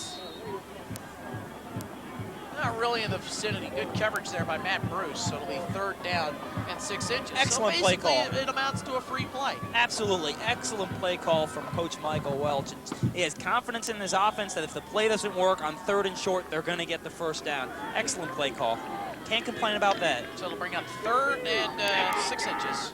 We said about 30 from the 34-yard line. 6:46 to play here in the first half. Do you QB sneak it? They've been successful with it. Rombutis has done well the last couple of weeks. Nice play call, Coach Nick. 2 in a row. Down. And I'll tell you, that play's made by Mark D'Antuono, the center. He just took Greg Jackson and moved him. He did, and I'll tell you, last week I got to interview him on the Gridiron Report. We had the offensive lineman on last week. We'll see it again. He gets behind Mark and Briggs. Just goes. But I tell you, John. Doyle in there as well. They are so, they take it personally if they make a mistake. They haven't made really many. Do, and they have not made many this season. This is the best Bomber offensive line I've seen in 4 years. It is a rock. That's Thornton in motion. Now just goes the other side of the line. 1st and 10 from the 36-yard line. Odie rolling right, throws, has Cisse, and knocked them out to the 44-yard line. Good play by Jeremy Kearse to wrap him up after a gain of 6. Excellent move by Kearse to wrap him up because Cisse was trying his spin move once again that just worked for an 86-yard touchdown, but Kearse wouldn't let him go and wrapped him up and threw him down. Abe Cisse working on that spin move. We've seen it a couple of times for long touchdowns. He's so fast and slippery and quick. They actually pick up 8, so it'll be 2nd down and a long 2. Another opportunity to throw the ball downfield. Could Professor Fink go 3 for 3? I don't know. He might be. You know, the Bears might be looking for a coach real soon, or Indianapolis. I guess not. They give it to Dibble. As the 1st down as he got a lick from number 25, Matt Bruce. Good second effort from Dibble. But it's a 1st down. Yeah, Bruce put the hit, but Dibble kept his legs moving, was able to get that extra yard to get the 1st down, Kevin, keep the chains moving. Don't forget, coming up at halftime, Zach Spiker and Scott Ketchmerrick will tell you all about the 1st half and their analysis. John and I will also have our thoughts on the 1st half here on Parents Weekend at Ithaca College. And a beautiful turnout this afternoon despite the weather. They said about 10,000 today. And about that, John, from the 47, 1st and 10. Quick drop from O'Donovan, throws, incomplete, a little bit too high for Chuck Thornton and Mike Newitt. Yeah, Thornton wants that one back too, because he may have jumped a little bit early to try to catch that football. But yeah, overthrown by O'Donovan. Now I'll tell you, 10,000 people, my count so far is 6,280. I'm counting each one. Just thought I'd let you know. You would. You absolutely would. You have way too much free time on your hands. Absolutely. Good Lord. Senioritis is kicking in early, son. They kicked in junior year. 2nd and 10 from the 47-yard line. 6:16 to play here in the 1st half. Again, quick drop, throws, tipped it incomplete. He was looking for Jimmy Morse, his tight end. That ball was just flung. I mean, hard, and Jimmy Morris got turned the wrong way. And Cortland State really read that play well, did an excellent job of covering it, and it's a good thing that pass was almost intercepted off the deflection. Jimmy Morris has been used as the backup tight end this year. He's actually the 3rd string tight end, just to show you how deep this Bomber tight end unit is. And I think that's been the key to the Bomber team all year is depth at every position. Guys stepping up. 3rd and 10 from the 47-yard line. Triple receiver set to the right, rather to the left. O'Donovan rolls that way. Has time. Throws. 1st down. Matt Bunhagen. 20 yards. You couldn't have designed a better play. You couldn't have designed a better play that just worked perfectly. We're going to see it right here. O'Donovan, ever since week 1 against Mercyhurst, has been rolling out a lot more a bullet of a throw than Matt Bunhagen, who found himself open working on Jeremy Kearse. Against his body, too. That's something that's impressed me about Mike all year, is the fact that he can throw against his throwing arm away to from the left, and just with so much accuracy. We saw it in the AIC game. And power. Dibble up the middle, has some room, across the 25 and close to another Bomber 1st down. And if it wasn't for Jeremy Kearse, he might have gone for 6. The first big run of the game from Nick Dibble and a touchdown-saving tackle. We're going to see it right here. Left side of the Bomber offensive line, right in between the tackle and the guard, opens up a hole. Number 49. J.T. Johnson, the backup cornerback, the freshman, really saved a touchdown on that play.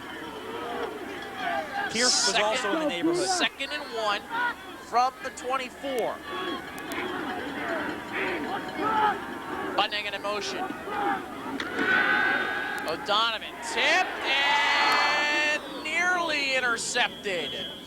Whoa, Mike would like to have that one back. As Johnny on the spot was Josh Morse. But I think Michael would like to have that one back, John. Absolutely. The one thing about Mike O'Donovan is he's 5'10", and when he goes to drop back like that, he always runs the risk of having his pass deflected. That's why I like it when Mike O'Donovan rolls out a little bit more, because it uses up, one, his quickness and speed, and two, he is a little bit shorter, so it's a little easier to throw the ball when you're rolling out. Here, Ithaca was the one that got his hand on it, so it's third, probably about a half a yard. Thornton in motion. Long count from Odie. Let's see if they sneak it again. Nope. Give us to Dibble. Pass the first down inside the 20, down to the 19-yard line. Gain of 4 and another Bomber, gain of 5 rather, and another Bomber first down. Nick Dibble starting to get it going. We were waiting to see Eric Amaris, and we haven't, but Nick Dibble is really starting to get it going. The left side of the Bomber offensive line, again, the strong point, opening up the hole for Dibble. From the 19-yard line. I'll tell you, another big year. We were talking about D'Antuono earlier on the Bomber Center, but Briggs Bedigian, the captain, has just played tremendously all year long. Sean Burns has done a great job, too, the senior from Northport on Long Island. Here's Dibble, the carry, wrapped up as number 47, Josh Morris, was the first one to get there. And let's finish up with the offensive line, because a guy who could have a chance to be a 4-year starter here, which is rare. Adam Grossman. This kid's a freshman, 6 foot, 260. And let's not forget David Kim either, who did a great job in the absence of Jeff Doyle. Absolutely. Did a great job, and we had David on last week as well in the Gridiron Report, and he's, you know, he knows that he's not the starter, but if somebody goes down, he can definitely come in and do the job like he's done the last couple of weeks. 2nd and 7, O'Donovan rolls. Has time, now he's gonna run for his life and get out of bounds at the 14-yard line. Presence of mind there, and I'll tell you. Maturity, absolute maturity. Number 76, Sean Burns, speaking of Burnsy, put a hit on somebody and sent him head over heels. Absolutely, but great maturity from Mike O'Donovan. You know, first week against Mercyhurst, he would have thrown that football, but now today, he tucks it in and runs it out of bounds. Just a smart, mature play. Dibble, by the way, now on the day, 10 carries for 25 yards. 3rd and 5 for the 14-yard line. Buttonhagen in motion out of the pro set. Dibble on the count. Across, gets close to the 10, rather. He's going to be about a yard shy of the first down. Now, you're in the center of the field. Do you bring on Steinberg, or do you say, fellas, roll the dice? I roll the dice. He's about a yard shy. O'Donovan telling Welch, I think they want to go for it. They are. Yep, they're going to call timeout and talk this one over. That's probably the best. Wise decision. Absolutely. That's their second timeout. And besides, you want to design a play, Kevin, if you're going to go for it, that will work. You don't want to go in there and not be prepared for the play. This is a key play in this football game. If you get a first down, you have a chance to put 7 points on the board and open up a wider lead. So with 3:43 to go in the second quarter, what could amount to the biggest play of the afternoon, it's 10-7 Ithaca. Again, if you're just joining us, Cornell, as you can see, some of the Ithaca faithful having fun this afternoon. Again, this is the biggest rivalry in all of Division III football. If you're just joining us, Cortland scored on their first drive of the afternoon as they went 65 yards. And it was a 16-yard pass from Rob Hale to Omar Darling. Then the Bombers came back late in the first quarter on a Seth Steinberg 24-yard field goal, and then the Bombers got the lead on an 86-yard touchdown pass, the longest touchdown pass in school history from Mike O'Donovan to Abe Cisse, and that's where we're at, 10-7. It's 4th and 1, 3:43 to play in the half. Out of the eye. West goes in motion. To Dibble, play action fake. He's got wide open Chuck Thornton, touchdown, but we got a flag. I think this one's coming back, folks. Don't celebrate yet. Holding against Ithaca College, it's coming back. Wow. That's why Chuck Thornton was so wide open. What a great play call, though, by Mike Welch. A great call without the, it's a perfect play call. Thornton had nobody within 10 yards of him, but the holding nullifies it. Frank DiOrio with the call. 10-yard penalty. That puts him out of field goal range, too. Well, possibly. It would be a 38-yard field goal for Seth Steinberg. I'm going to get another look at that play. Let's see if we can see the hold. I don't think we can. Yeah, you know who it was? It was Adam Grossman, right on the left. Was that? And that was Grossman on your right side of your screen. That was Grossman with the hold. So instead of 4th and 1 and a touchdown, it's 4th and 11 from the 21-yard line. West in motion. O'Donovan, long count, straight back, throws, it's tipped, incomplete, and Cortland State holds. Wow. As we said, penalties will come up and nip you every time, John. And like last year in the big game with Buffalo State, a couple of penalties cost them touchdowns. A penalty cost them one here. You can't commit penalties anyway, but you especially can't do it in the red zone. And boy, that really hurts. That's a momentum changer. So Cortland State with 3:33 to play has the ball with plenty of time at the 21-yard line. Pitch is to Darling, trying to get to the outside. It's gonna go nowhere. Pass Squall, Myslinski, Sansone. The suspects. The suspects, along with Brian Austin getting his 2 cents in. Actually also in there on the play was number 57. Thank you, John. Number 57, George Bullis. Haven't heard him too much this year. So, I think that 2nd and 11. I think that was Bart Angler, 53. Actually, yeah, Bart Angler. Bullis is a backup center, bud. I think it was 57. I think it was. Yeah? I think it was. Bernard in motion. Hale's got to run for his life. Now throws, has a man complete. It's Bernard, first down at the 38-yard line. Good job by Rob Hale to step up in the pocket. Last second, he found Bernard just sitting wide open in the middle of the Bomber secondary. And I'll tell you, Rob Hale showing some poise to get that ball off. 19 yards and a first down. Plenty of time for Cortland State. Definitely plenty of time. Clock stopped, 2:45 to play in the half. They don't need to go into a hurry-up offense. No, they don't. They can Not still yet. use Darling. They have 2 timeouts left. So, from the 38-yard line, 1st and 10 from the eye. Give us a Darling, going nowhere. Justin Griffin, Tim Carley, Timmy Myslinski. I guess Justin Griffin's ankle's feeling pretty good because he's out there making a play like that. Excellent play again from this Bomber defensive line.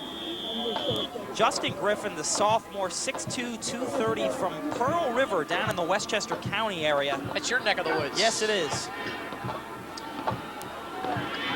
Boy, they're shutting down Darling, aren't they? He's lost 8 yards on his last 5 carries. 2nd down, 12. Wind beginning to pick up a little bit here on the South Hill. Hale's gonna go, nope, he's gonna get away. Now has a man wide open. And he's gonna go. Shane Giesler, 20, 15, 10, 5. Touchdown, Cortland State in the lead. Rob Hale got out of the outstretched arms of Rich Pasquale, and then Bert Scott Harkins for the touchdown. Shane Giesler, the 3rd or 4th option for this team in passing situations, has burned the Bombers 3 times. That was the biggest play of them all. Pascal just missed Hale. Hale, good presence of mind to slip away. Like I said, he's a tough guy. This guy takes hits, Rob Hale. He's tough to bring down. And I'll tell you, great poise to throw that football. Great job by Giesler to get open. So Raymond on to attempt the extra point out of the hold of Anthony Falco. High snap, and it is good. So with $1:53 to play in the half, we said plenty of time for Cortland State, but plenty of time for the Bombers. Minute 53 to go. It's now Cortland State 14 and Ithaca College 10. And how big is that holding call to nullify the Bomber touchdown? big. Obviously, it's humongous, Kevin. We talked about how that could be a momentum changer, and it sure was. So, let's see if Mr. Budnick and Mr. Canada can light a fire here and maybe bring one back. These teams are going back and forth, back and forth. You said it was a war, the Route 13 war, and it has been that and more this afternoon. Under a capacity crowd here this afternoon. Again, Butterfield Stadium seats about 5,000. Folks, there's about 10,000 here this afternoon. At least. At least. The weather has not deterred. They were originally saying about 12 to 13. Now, again, with the weather, might have deterred a few people from coming here this afternoon, but a lot of parents probably staying in. A lot of parents. No sense getting sick. Nope. Spiral kick taken by Canada at the 10, to the 20, 25, and out to the 29-yard line. And I tell you, Matt Vaccarella, I've never seen that before. A perfect spiral, looked like a punt on that kickoff. That's 2 or 3 times he's done that today. Yeah, and he kicked it, took a risk kicking it to Troy Cannon. Of course, anytime you kick it to one of these Bomber return men, it's a risk. So with $1:46 to play in the half, the Bombers will have it at the 29-yard line. Plenty of time again for Ithaca to run their offense right now. They want to come right back. So here comes the Bombers. Plenty of time, as we said, 1:46 to play in the half. For the 29. O'Donovan, straight back, has all the time in the world. Now steps up, across the 35, has the first down to midfield, out of bounds at the 47-yard line, and John Chuck Thornton just laid out Billy Bacon. We'll talk about it in a minute. Let's go down to Scott Kaczmarek. Thanks, guys. Before that last play, Coach George was talking to the offensive line, said to keep their heads in the game. Obviously, there's no excuse to hold. He was upset about the holding call on Budisian, but when he talked to him, he said, keep your heads up and play the way you do. If they play what they did in that last play, they got some great blocking. O'Donnell hit all the time he needs to run or throw. That's what the offensive line does. And the last play was not indicative of what they did in the touchdown. Thanks, guys. 24 yards for O'Donovan. They get across midfield to the 47 of Cortland State. O'Donovan from the gun, across the middle. Buttenhagen, first down at the 30-yard line. 17 yards and a first down. A great stretch from Matt Buttenhagen to make that reception. That was a wobbly throw from O'Donovan. You're going to see it right here. Look at that ball. It's going to wobble a little bit, and Buttenhagen right there is going to fully extend and make that catch. The foot in. You got to have 1 foot in college. He had both in.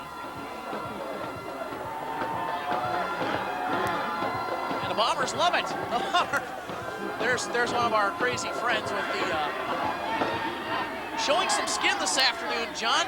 It takes a lot of cuts on a day like today. That's risky. From the gun, across the middle, has Cisse at the 25.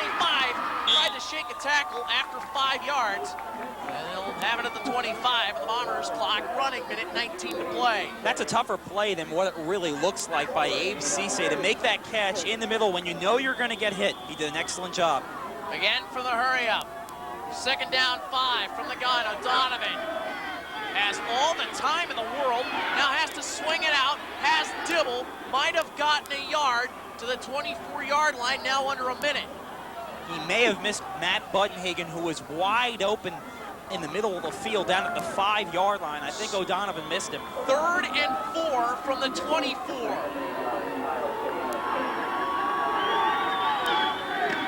Again, O'Donovan, plenty of time, across the middle. Cisse dropped the ball. Abe Cisse was wide open and tried to run before he caught it. Now, John.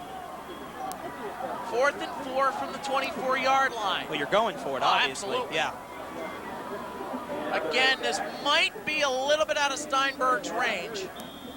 It would be 24 and 10. That's 34 and 7 would be a 41-yard attempt. No, you're going for it here. Now, look for Thornton. Yep. Triple receivers on 4th and 4. O'Donovan rolling out, has time, runs, has the first down out of bounds at the 19-yard line. Oh, what a presence of mind by Mike O'Donovan, and got out of bounds. It would have stopped the clock to move the change. However, Johnny got out of bounds to stop stop the clock permanently. A gutsy play from O'Donovan. Nobody's open. He just tucks it in, knows where the first down marker is, and gets out of bounds. That might have been a design play. If it was a design play, he faked me out because he was looking downfield the entire time as he rolled out there. 6 yards, and he has the first down at the 18-yard line. Half minute to play in the quarter. And this is the dimension that Mike O'Donovan has brought all year long, that ability to scramble, the speed, the running ability. From the 18, first and 10, O'Donovan tipped and incomplete. Looking for Thornton. John, I think Mike slipped as he was looking. Chuck was open, but he just slipped as he threw the ball. That was not a Mike O'Donovan throw right there. One timeout left for Ithaca College. I don't know if I would be throwing the ball to the middle of the field to my tight end because Thornton's not the fastest guy in the world, although he's a fast guy. But he's tough to bring down. Absolutely. But I know what you're talking about here. You want to get out of bounds because you want to save that timeout just in case you have to kick a field goal later. 26 seconds to go, only wasted 4 seconds. Rumbutis is the lone setback. Look for Rumbutis out of the backfield. Quick drop from O'Donovan. He's going to loft it up for Cisse. Almost intercepted. Good play by J.T. Johnson. Excellent play from J.T. Johnson. He's only 5'8". Cisse had a mismatch at 6'4", but the jumping ability of Johnson made that play, and it was slightly overthrown. Underthrown. Underthrown. Thank you. You're welcome. So we're even. Yes. Big play. Big play here. Third and 10 from the 18-yard line. And the rain has turned to a mist, which could wreak havoc. Let's see if he looks for Budenhagen in this situation. Matt's made several big third down receptions this game. Third and 10, 21 seconds to play in the half. 4 receivers set. O'Donovan runs and is going to have to go out of bounds. Oh, boy. So it amounts to a loss of 5 yards. The pressure from Cortland State was there. 47, Josh Morris, 5'11", 240, the senior. Leading the team in sacks this year with 6, really put pressure on O'Donovan. Smart play to tuck it in and go out of bounds. But I'll tell you, that first down pass to Thornton looms large. I don't know if I would have run that type of pass in that situation. Mike's credit, though, I mean, in his defense, though, absolutely, John, he did absolutely, slip. yeah. Back foot slipped from out from under him. So it's 4th down at 15 from the 23-yard line. 14 seconds to play here in the first half. Dibble is your lone setback. O'Donovan has to run. And now he's going to go down. He's going to be sacked. So Cortland State holds, and the second consecutive time, John, that's happened. And, you know, I hate to say this, but Flash is back in the Mercyhurst game. The Bomber offense has been solid in the red zone the second half of the season. Except for today. Yeah, they've struggled today, but I'll tell you, you got to look at the way that the condition of the football itself, and I think Mike O'Donovan, the reason why his passes have been wobbly is he's having trouble gripping the football. So it looks like Rob Hale's just going to nail this puppy down in the half. He does. So it's been a seesaw battle. Both teams have had the lead. It's been a game of big plays. Cortland has made 2 of the biggest. We're at the half. The score, Cortland State 14, Ithaca College 10. We'll be back with a halftime show right after this. Baby, here I am, I'm a man on the scene. What do you want? What do you want? What do you want?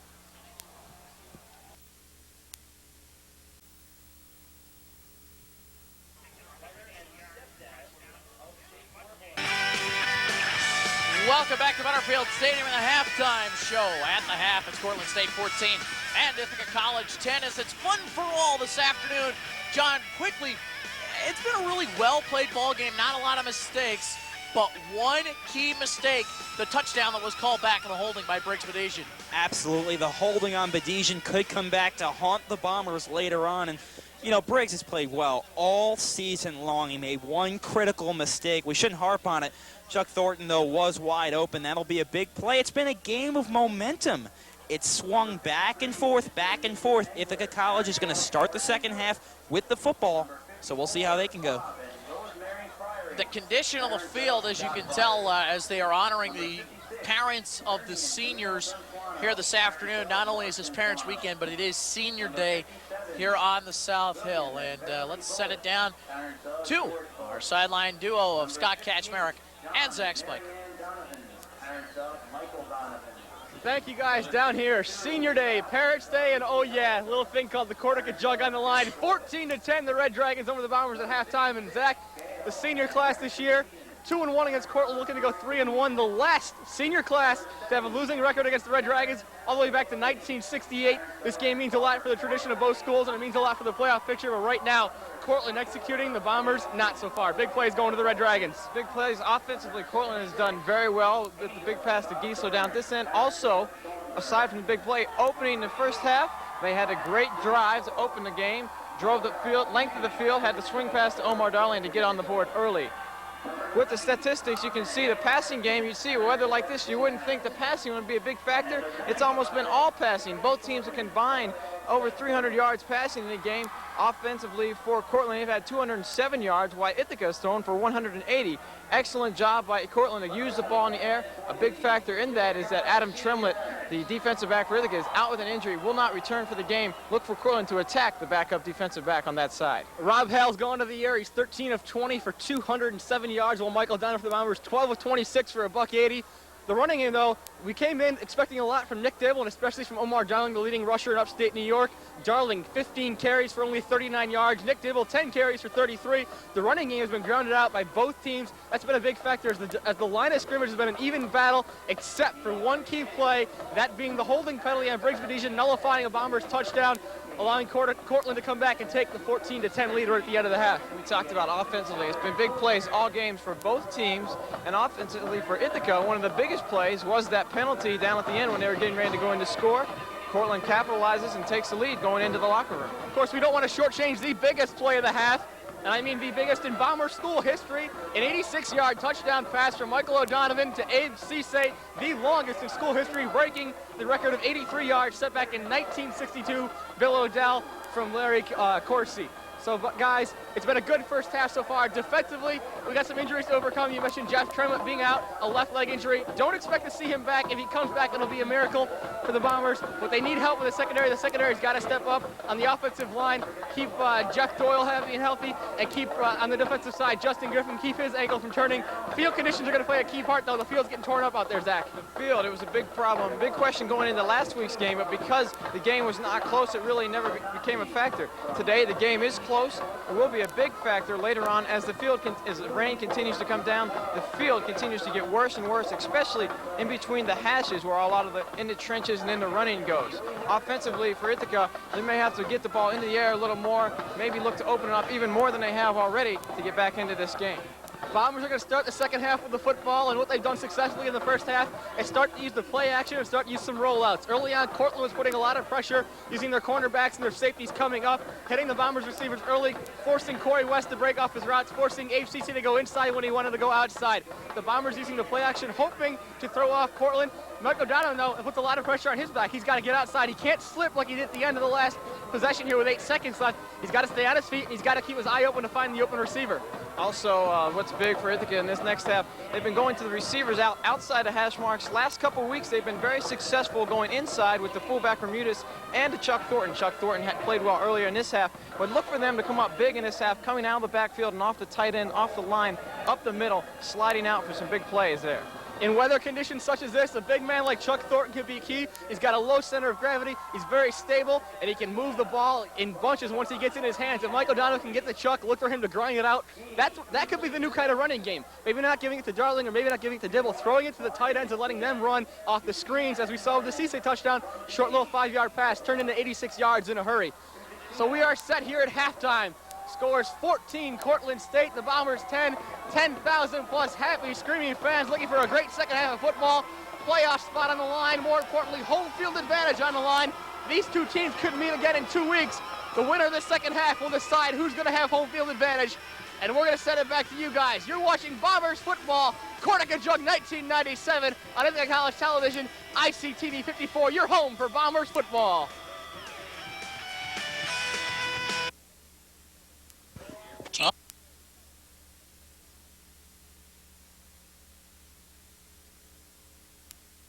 Go.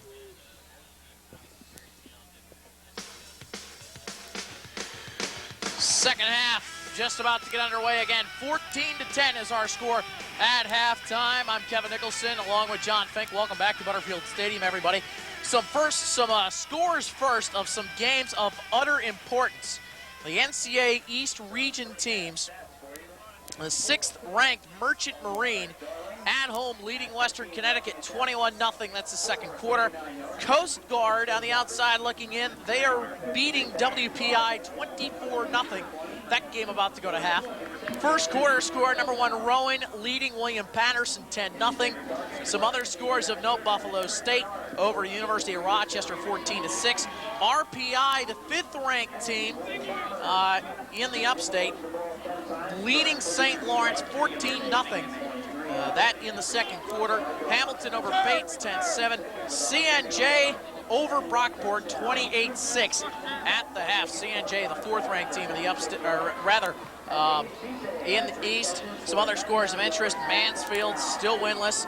They lead Shiny 10-7 second quarter.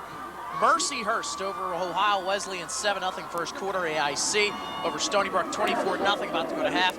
Norwich and Springfield, no score in the first quarter. And Cornell over on the East Hill this afternoon, they lead at 14-3 over Yale. That game in the second quarter. And at the half this afternoon, the men's soccer team trailing Keene 1-0. Keene, number 3 in the country. It's of course, the Bombers ranked for most of the season, still ranked. I believe they're 17th. In every sport. This has been a great fall season for college sports. It definitely has been. And the pinnacle right here today. Our condolences to the women's team who were knocked out of the playoffs on penalty kicks this week. In a war. In a war against Elmira. A great season again for the Ithaca College women's squad. So, 30 minutes of football to play, John. If the Bombers want to try to keep the home winning streak alive against Cortland, they need to get some points on the board. They trail 14-10 as we start the second half. It'll be Vaccarella to do the kicking. High pooch kick taken by Canada at the 19, to the 25, out to the 30, and is spun down at about the 34-yard line. So, Bombers have pretty decent field position to begin the second half. Absolutely. Let's take a look at O'Donovan's first half numbers, Kevin. Mike, first half, 12 of 26 for $180. Of course, most of that, the 86-yard touchdown pass to Abe Cisse for 180 yards, 1 touchdown. Again, Cisse, 3 catches, 99 yards. Budnigan, 5 catches for 56. Dibble, 10 rushes, 33 yards. Omar Darling, 15 carries, 39 yards. We'll get you Rob Hale stats here in a second. First play from scrimmage, second half. O'Donovan, 3-step drop, throws, past Budnigan, makes the catch, out to the 39-yard line. And we got a fumble, and Cortland State has the football. Well, that is something that they did not want. No, they didn't, and I'll tell you, Matt, Budnigan took a good pop there. He took quite a hit. I couldn't tell. There's so muddy, the players on the field, it's almost impossible to tell what number got him. We'll take a look at it right here. The 3-step drop from O'Donovan. Budnigan open. There's the hit right there, and the ball just popped loose and recovered by number 11, Jason Edwards, the free safety, pounced right on it.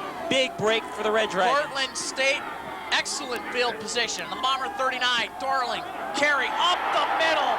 Plenty of room across the 25, across the 20. Flag is down. I think it's coming back. We might have an illegal block. It'll still be enough for the first down from the spot of the flag. Anyway, Rob Hale, 13 of 20 for 207 and 2 touchdowns in the first half for Cortland State. Let's see, this one's coming back. Yes, it is. Big break for IC. Big break. It'll still be, though, John, a first down because it came after the markers. As I do some window cleaning here for us so we can see. Well, thank you. We do have another job for you. That's your job. I told you. I'm the ref. On the offense, 10-yard penalty from the spot of the foul. Repeat the first down. So they did have enough for the first down, but they'll bring it back 10. So it amounts to about a 4-yard gain. It'll be second down, first down and 6 rather, from the 35-yard line. Cortland trying to put some huge insurance points on the board, even though it's early third quarter. In these conditions, anything can happen. Hale going for it all in the end zone, incomplete. Was looking for his wideout, number 1. Excuse me there, Eric Bernard. Well, Kevin, third quarter, Bombers defense all season long, no points, an incredible streak, 8 games. It has been the goose egg. And they're going to be tested right here, right now. Second down, 6 from the 35. Again, 8 straight weeks the Bombers have not given up a point in the third quarter. This has been the Bomber defense's strength. Their second half efficiency, middle screen, incomplete, looking for Bernard again. Sansone was on the coverage, and it'll be third down. Wow, Mike Sansone almost picked off that pass from Rob Hale. And Kevin, the conditions of the field are getting worse and worse, and it's just going to be so hard to get things going offensively this half. It's a slow track right now, obviously, with the mud and the rain and everything else. Footing is at a premium here this afternoon, 3rd and 6 from the 35. 4 receivers set. That's Girardi in motion. Hale has time, throws, incomplete. Threw it behind Anthony Falco, who had gotten a step on Dave Nelson. So it'll be 4th down, and Cortland State will be forced to punt. Great job by the Bombers defense of holding in that situation. They really have rescued the Bombers offense a number of times this season. So Vaccarella is on to punt.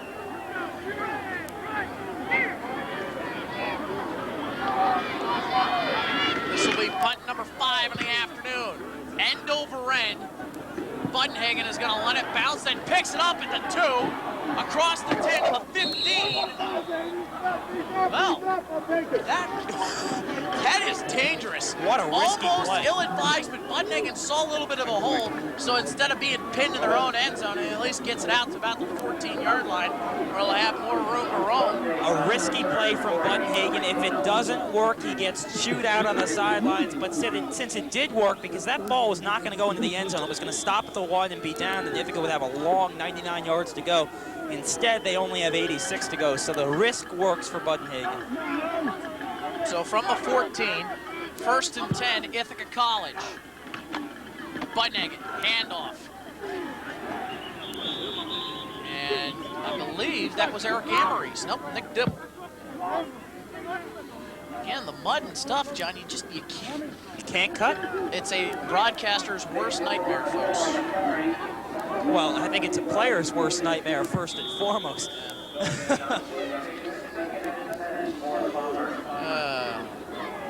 Just underway, third quarter, 14-10, Cortland State leads. Second down and 9 from the 15-yard line. Thornton in motion.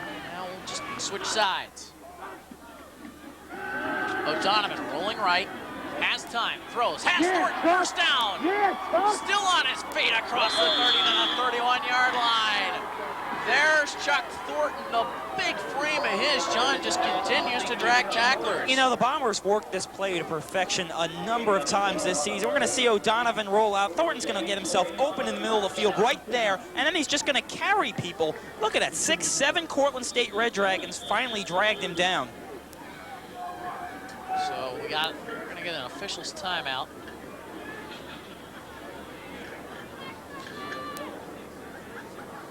Just checking the scoreboard, John, from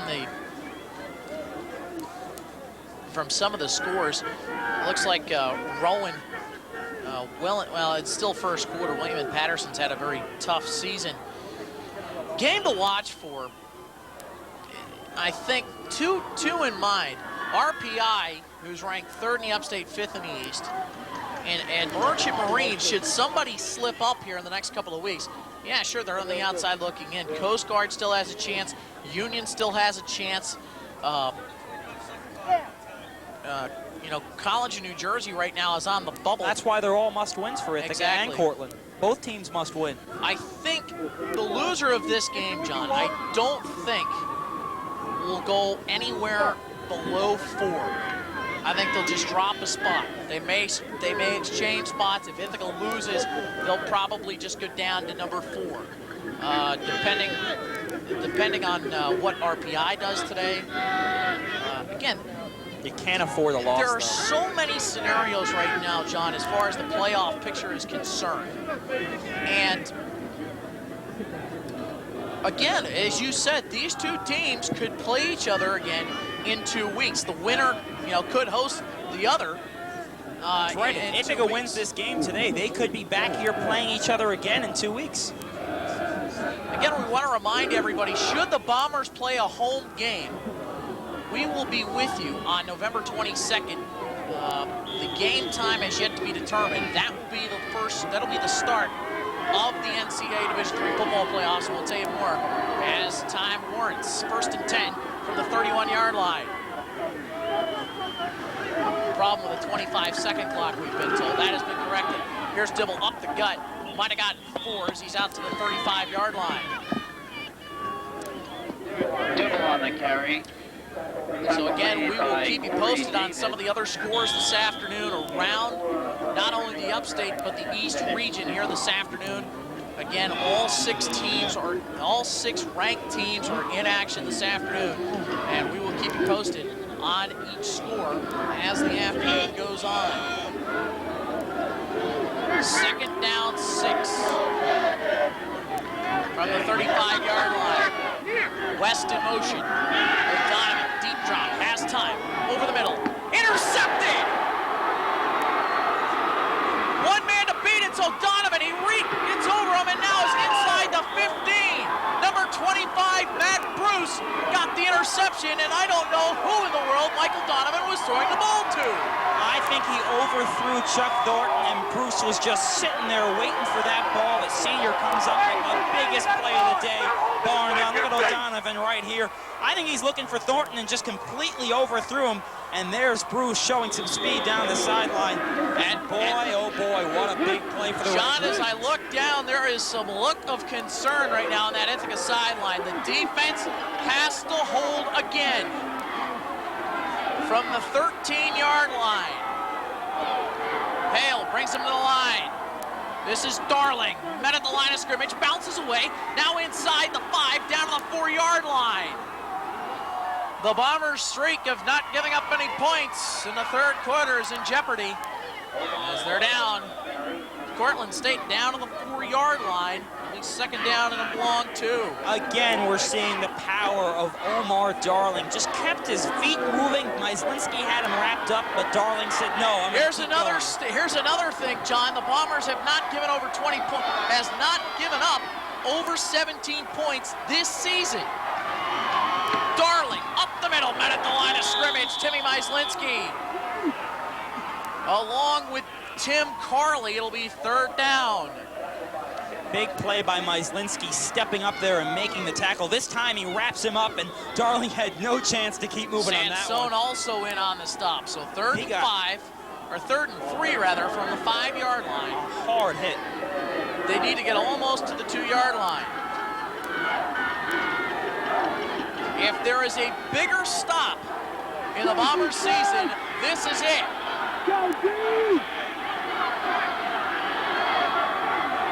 Hale, play action, has time, throws, end zone, touchdown, Cortland State.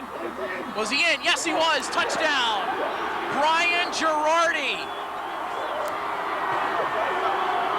So for the first time this season, the Bombers have been scored upon in the 3rd quarter, and it couldn't come at a worse time. 20-10, Cortland State. Look at Hale roll out right there. Good job by Girardi of getting himself open in the end zone and making a good reception for the touchdown. And I'll tell you, nobody's got to be happier than Brian Girardi's father, who I spoke to last week before he was knocked unconscious. Couldn't wait for this game, said the team was so pumped for it, especially his son Brian, and good to see Girardi playing. Raymond on to attempt the extra point out of the hold of Falco. Kick is up, dead center. So, with 10:39 to play, 3rd quarter. Don't press the panic button yet, folks. 21-10, Cortland State leads. Again, 10:39 to play here in the 3rd quarter.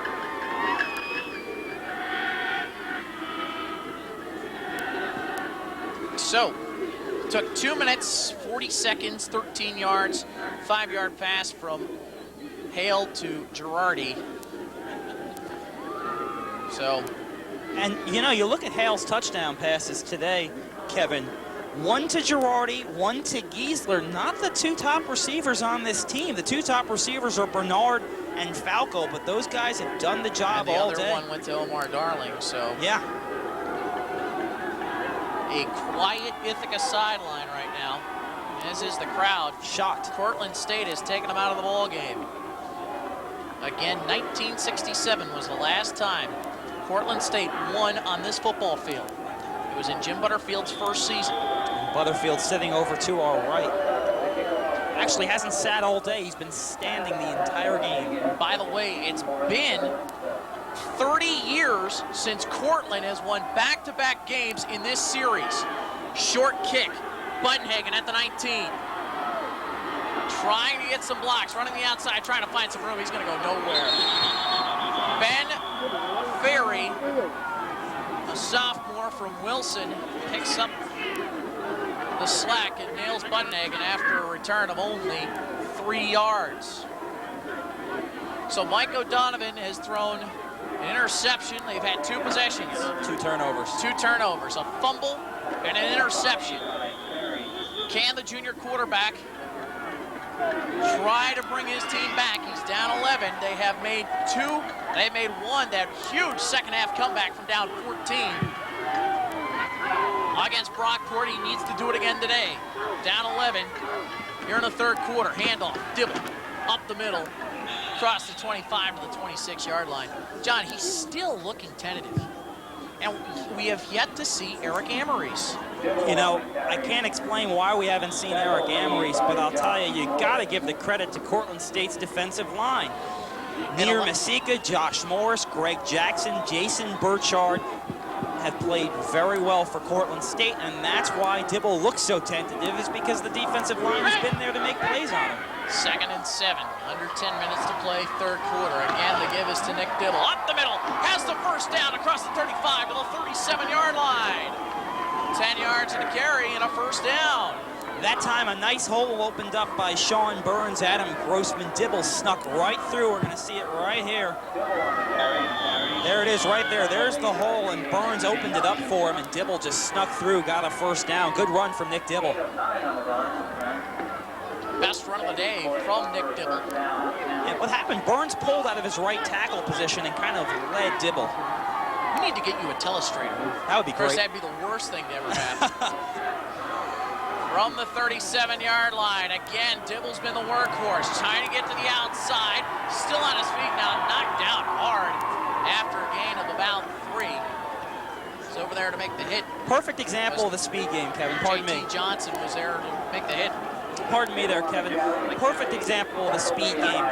Dibble trying to get to the outside against a lot of other Division III football teams. It works, but not against Cortland State because they're very fast. They match the Bombers in team speed.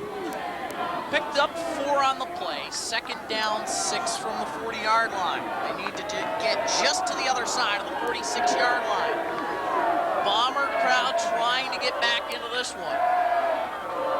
O'Donovan, quick drop across the middle, has Thornton first down to the 48-yard line. It's 8 yards, but it's a first down. The sure hands of Chuck Thornton on that play. He's going to take a hit from Matt Bruce right after he makes the reception, right on the ball, but he still holds on to it. Big play from Thornton. And this from a guy who until last year had never played offense in his life. What a remarkable story it's been for Chuck Thornton. You can see the clock, 8:25 to play, third quarter. 21-10, the Red Dragons lead here in the 39th edition of the Cortaca Jug Game. O'Donovan, play action, goes to his right, has a man, it's Buttonhagen, slides after about a gain of 7 yards. And Buddha hung on to that one and then went for a ride. Yeah, good job of O'Donovan finding Matt Buttonhagen. Fakes the handoff there, rolls out right to Buttonhagen, the receiver screen. Buttonhagen wide open. Good first down yardage. 2nd down and 4 from the 46-yard line of Cortland State. think either of us expected a shootout like this, though, John. Not in these conditions.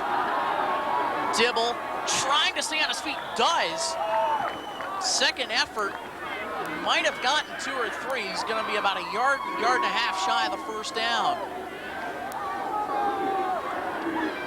Donovan now unofficially 15 for 29, 210 yards on the afternoon. As you can see the Cortland State cheerleaders. Short trip for them. About, what, 23 miles, I think, officially? About 25 to 30-minute trip. Probably a little bit more today with traffic. The traffic was backed up coming into Ithaca this afternoon with both Cornell and Ithaca playing today. West in motion on 3rd and 1. Quick drop with Donovan. Has Jeffern, first down to the 37-yard line. First time Jeffern's number's been called today. Yeah, Earn working on middle linebacker Kyle Tave. Just went out about 4 or 5 yards and was able to make a reset. Let's see it right here. O'Donovan, good throw to Earn, and Earn about 4 or 5 yards down the field. Gets himself in a good position, makes the reception. 1st and 10 from the 37. 6:30 to play, 3rd quarter. Thornton in motion. We've seen this a couple of times today. He just switches sides out of the eye. Dibble slips, stays on his feet. Still on his feet to the 31-yard line. That was almost disaster, John. He slipped right before he got the ball and then stayed on his feet. Wow. Good stick-to-itiveness. Is that the right word? Yeah. Yeah? You said it right. Wow. You said it I said it correctly. Just great job by Nick Dibble of staying with the play, Kevin, and getting good first down yardage. Again, that's been the key to this drive so far, is good first down yardage from Ithaca. From the 31-yard line. It'll be 2nd down 4.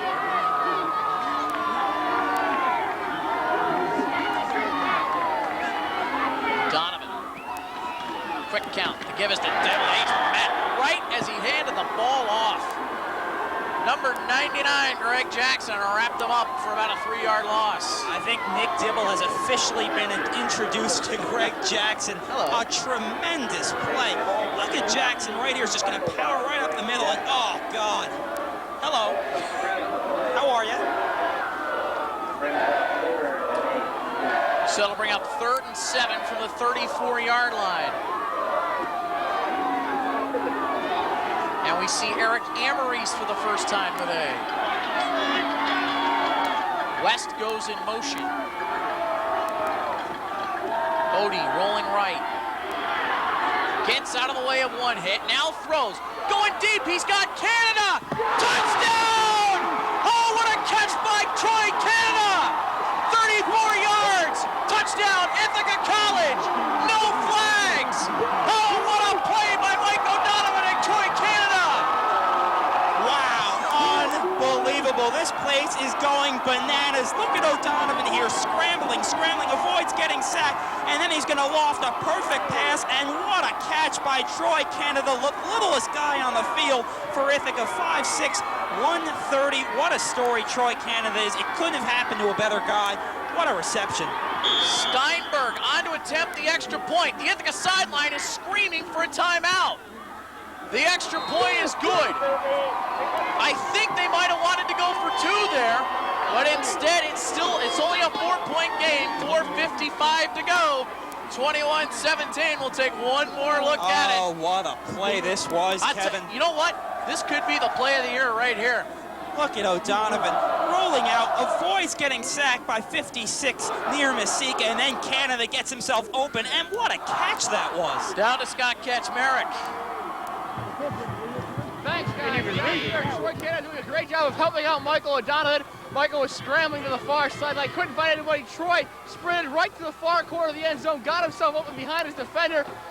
Defender was a little bit taller than him. He had to wait for the better pass. O'Donovan with a great throw to the corner, and he just said, Fink, couldn't have happened to a nicer guy. Troy Canada, the oldest member of the Bombers staff, one of the hardest workers on the team. This summer in the offseason, he caught 100 passes a day, so he can make sure his hands were there at the right time. That's what he did on his first touchdown as a Bomber. Troy Canada, great job today. The Bombers are definitely wanting to go for 2 on that last one. They're down by 4. If they had gone for 2, it would have put him in a field goal range.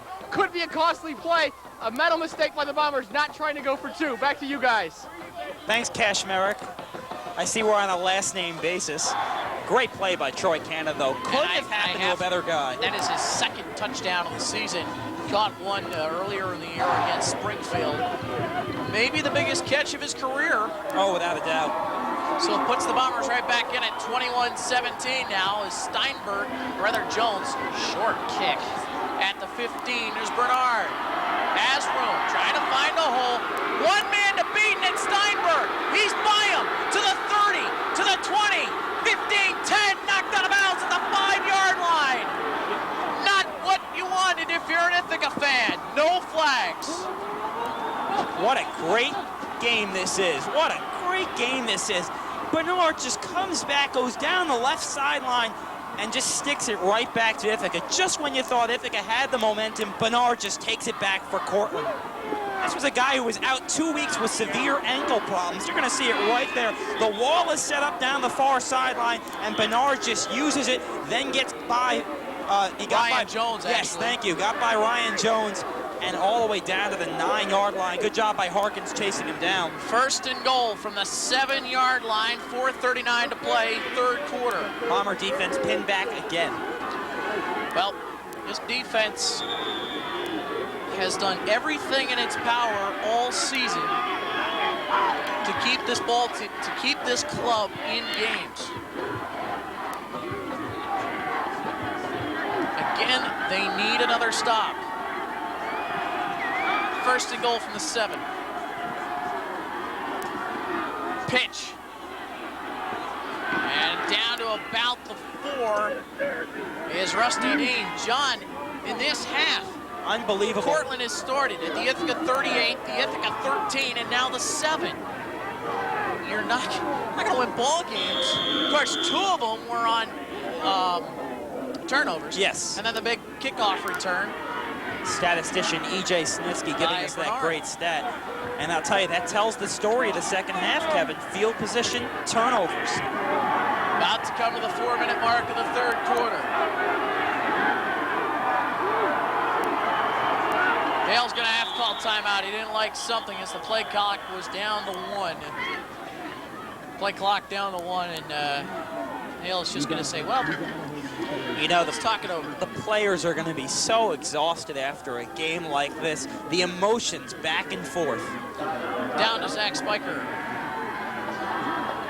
Kevin and John, thank you very much. Omar Darling, after that great return, he's a little bit winded, but he's out of the lineup for another reason. He's cramping up in his right calf. The backup running back is in. He's going to go this series. Darling will be back into the game, though. Thank you. That is big to lose Darling. Although it is 5 yards they have to go, Darling is still a huge contributor, especially with Cortland's red zone offense. Last week against Springfield, he had all 3 Cortland touchdowns. So go ahead, John. I'm sorry. So he is a key part, Kevin, of that red zone Cortland offense. 3:57 to play here, third quarter, 21-17. Cortland stayed on top. Here in the tuck for the Jug. It has been a game of momentum. Ithaca has led once in the game. Cortland has led through most. Again, second and goal from the 3-yard line. Can the defense make the stop? Hale having all sorts of problems trying to communicate. Play clock down to 2. They get it off. Play action.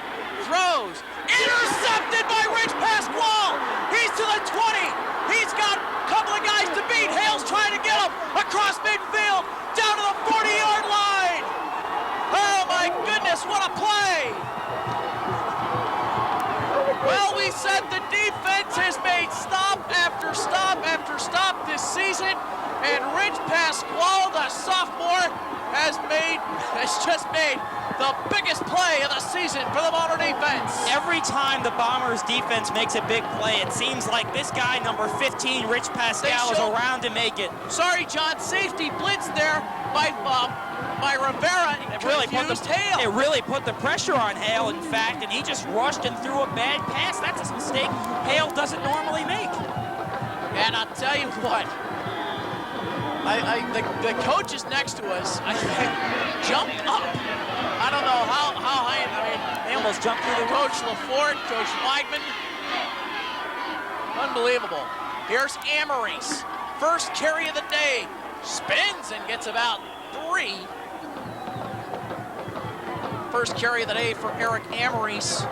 I would tell you who stopped Billy Amaris Bacon on that. was the one Was that it made him Bacon? stop. You've got good eyes because I can't see because Bacon's jersey is so dirty because it's that muddy out there. But good to see Eric Amaris getting some handoffs, getting some reps. This guy is a tough runner.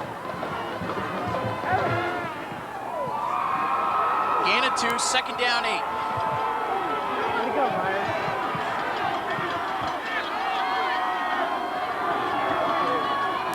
Long count.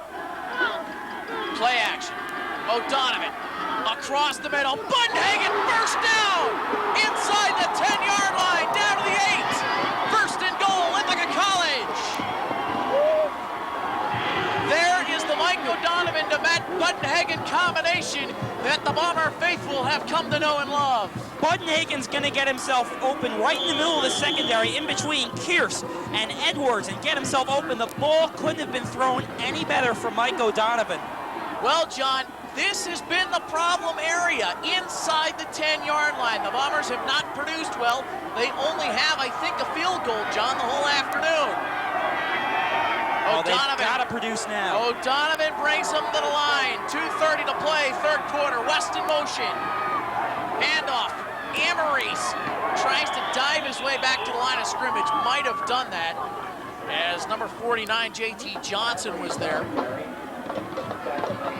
Folks, don't go anywhere. The conditions, the weather, we said this is going to be a defensive struggle. It has turned into a shootout, but both defensives, John, as you said, have made huge plays when it counts.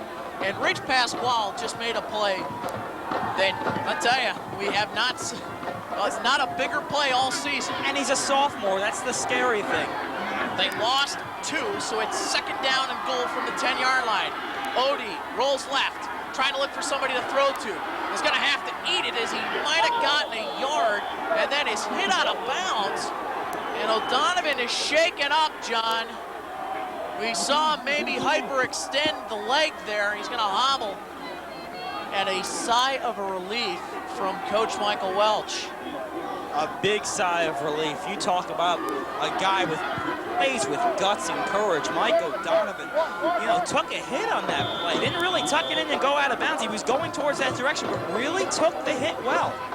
And for him to get up is a big sigh of relief. It'll be third and goal now from the 9-yard line. They got about 1 on the play, so. And again, Cortland State's red zone defense stepping it up. Amaris is your lone setback. Triple receiver set to the right side. O'Donovan, blitz coming, looks, throws, end zone, incomplete. He overthrew Matt Bunhagen. So now what do? Minute 33 to play, third quarter, fourth and goal for the 9, and Seth Steinberg is going to come on. I think this is the right call. Right decision. It'll be a 26-yarder. He's already connected.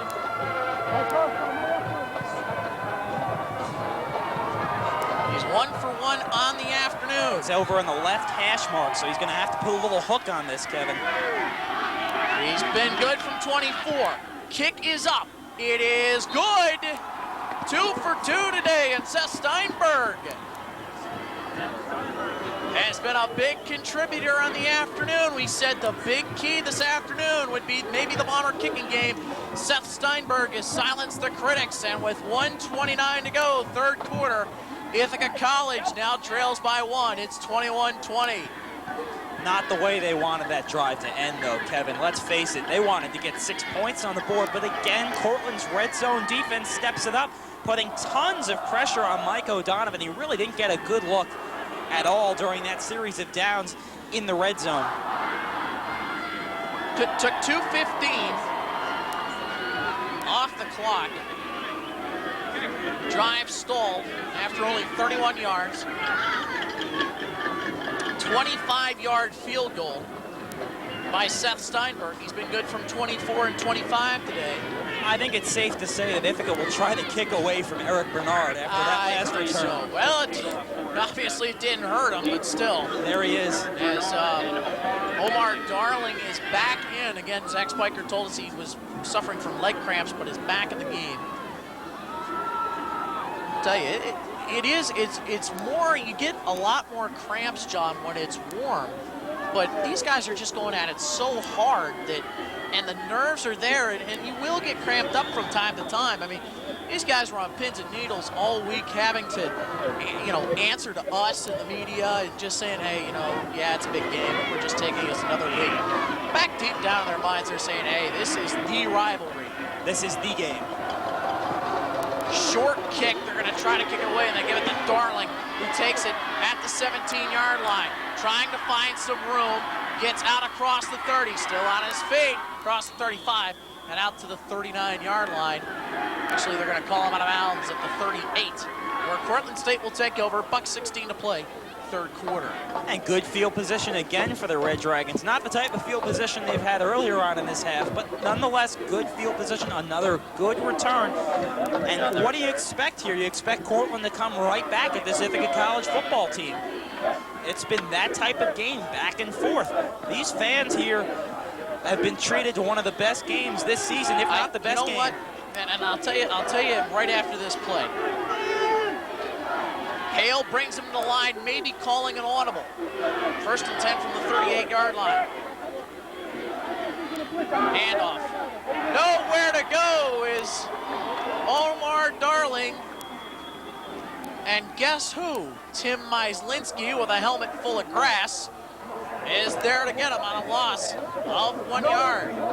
John, I said this the other day. I said this today on the radio pregame show as I host Countdown to Kickoff on 92 WICB with Jeremy Allen. And I did a little special toward the end of the game, and I said, and I grew up around here. I know how much this rivalry means to everybody.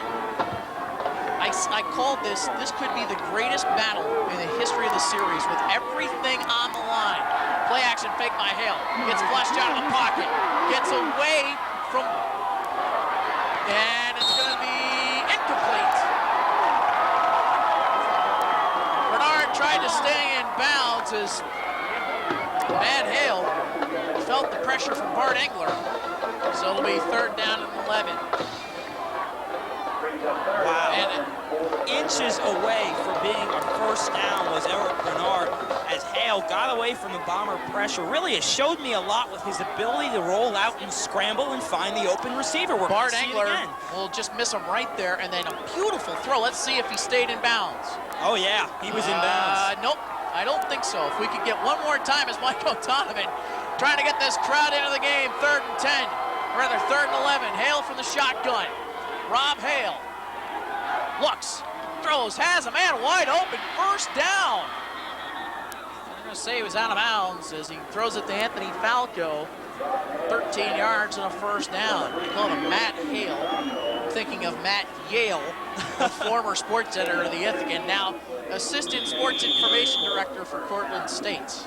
Did a great job helping us prepare this week by sending us information. And as we take a look at this play once again, not that it means anything right now because they did get the 1st down, but I think he was inbounds. Let's see it right here. Oh, yeah, he was inbounds. Yes, he was. He was. His left foot was down. Yep. Darling in motion out of the backfield. Hale will roll right. Throws, has Darling, incomplete. And took a pop from Eddie Rivera, who helps him up. And yeah, before we go any farther, we want to really thank Fran Elia, the sports information director at Cortland State, a very good friend of ours. For letting us go last week and shoot the game. For the Springfield game last week, and Matt Yale for just letting us go there and just give you the ambiance of this game and get you prepared and everything. And I'll tell you, I've been to some big battles at Penn State, Michigan. Yes. Penn State, Ohio State. Folks, this is about the best rivalry game I have ever been to. Here's Darling to the 46 after a gain of about 4 yards, and that looks to be the final play of the 3rd quarter. He's shaking up a little bit. Yeah, he took quite a pop from Eddie Rivera. He's got some grass in his eyes also. So, that is the final play of the 3rd quarter. Don't you dare go anywhere. It's Cortland State 21, Ithaca College 20, back for the fourth quarter, right after this.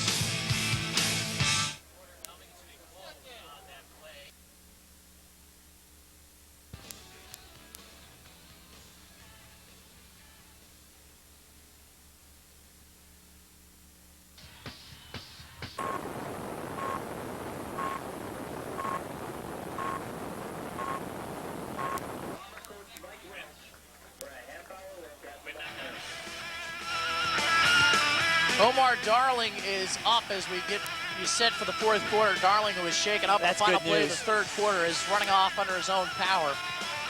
As we welcome you to the fourth quarter, we call it the Tug for the Jug, the biggest little game in college football, the Route 13 War, whatever you want to call it. Folks, this has been a dandy.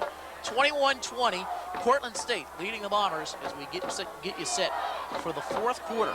And good to see Omar Darling get up. One of the nicest guys you'll ever meet. I spoke to him last week after the game. He was so pumped for this game. He's a great running back. Good to see him on his feet. Third and a long 5 from the 45-yard line. Pro set. Hale again, long count. Ithaca showing blitz, and Myslinski's going to get caught. Then they throw it away.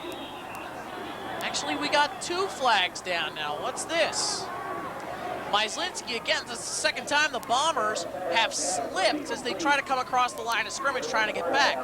Now, there are 2 flags down. Let's see if it's for the same thing or if we have offsetting penalties. I believe if it's just offsides, Cortland State will have enough for the first down. Offsides against Ithaca. An overzealous Tim Myslinski jumping off sides and just couldn't get back because it's so slippery. We're going to see it right here. Mize is going to come up right down the middle. There he is right there, and he slips into your picture and just can't slip out in time. Trying to time the snap count. They don't have enough for the first down, so it's 3rd and inches. And the veteran quarterback, Rob Hale, knew to snap the football as soon as he saw Myslinski off sides. And now Ithaca's going to call timeout. They did not have the correct defense in the game, so they're going to have to call timeout.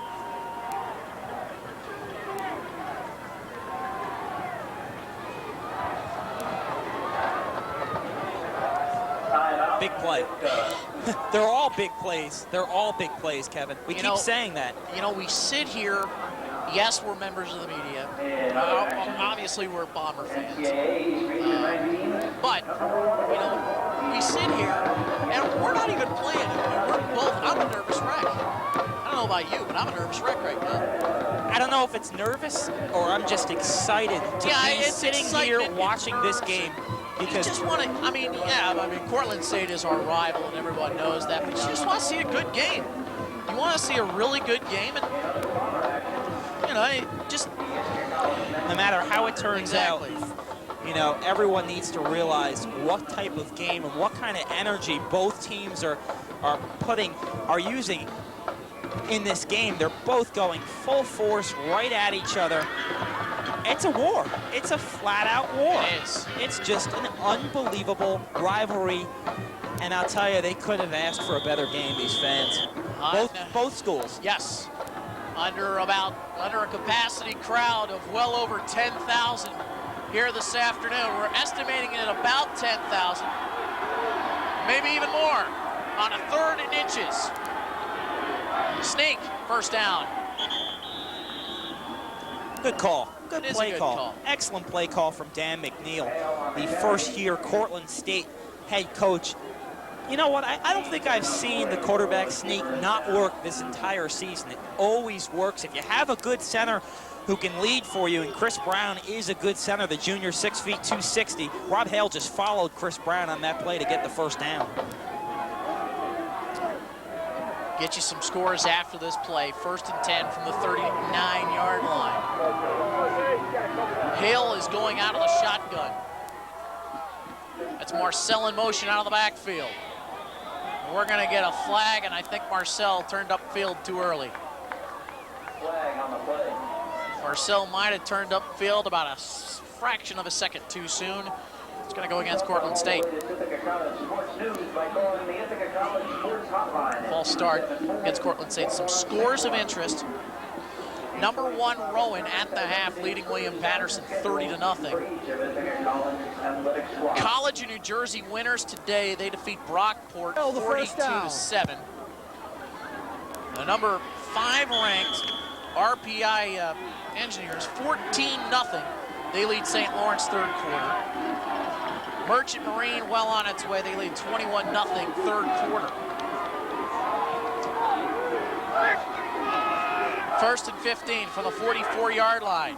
Hale, back to pass. Short screen has Marcel, slips after about a gain of 1. Rich Pasquale there to clean up the mess. Quickly, some other scores. Hamilton leading Bates 17-7 fourth quarter. So we'll take another look at this one, John. Yeah, you're going to see it right here. Hale, he's a mess. This jersey's a mess. A screen pass to Marcel, and Marcel stopped by Pascal, stepping up and making another big play. How about this one, John? University of Rochester 1-6 on the season, trailing only 20-13 against Buffalo State at Fulmer Stadium this afternoon. They're big rivals. Big rivals, possible upset. Although U of R's had a dismal season, this would make it. Marcel again is going to get called for illegal motion.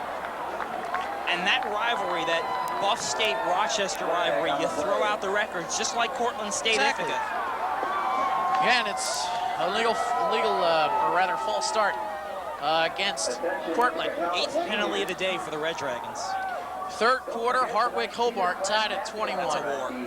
Plymouth defeats Curry today, 42-0. False start on the offense. 5 yards, it's still a second. On the ready, right? Coast Guard leads WPI 37-0 third quarter. Over on the East Hill, Cortland leading Yale 21-3 third quarter. Springfield, third quarter over Norwich, 41-0. AIC leading 24-0 third quarter. Mercyhurst about to go to the half, 14-0 over Ohio Wesleyan. It looks like Mercyhurst may go on for their first win of the year. Hale throws, complete. It's to Bernard. He's about 3 or 4 yards shy of the first down. Scott Harkins slipped and fell.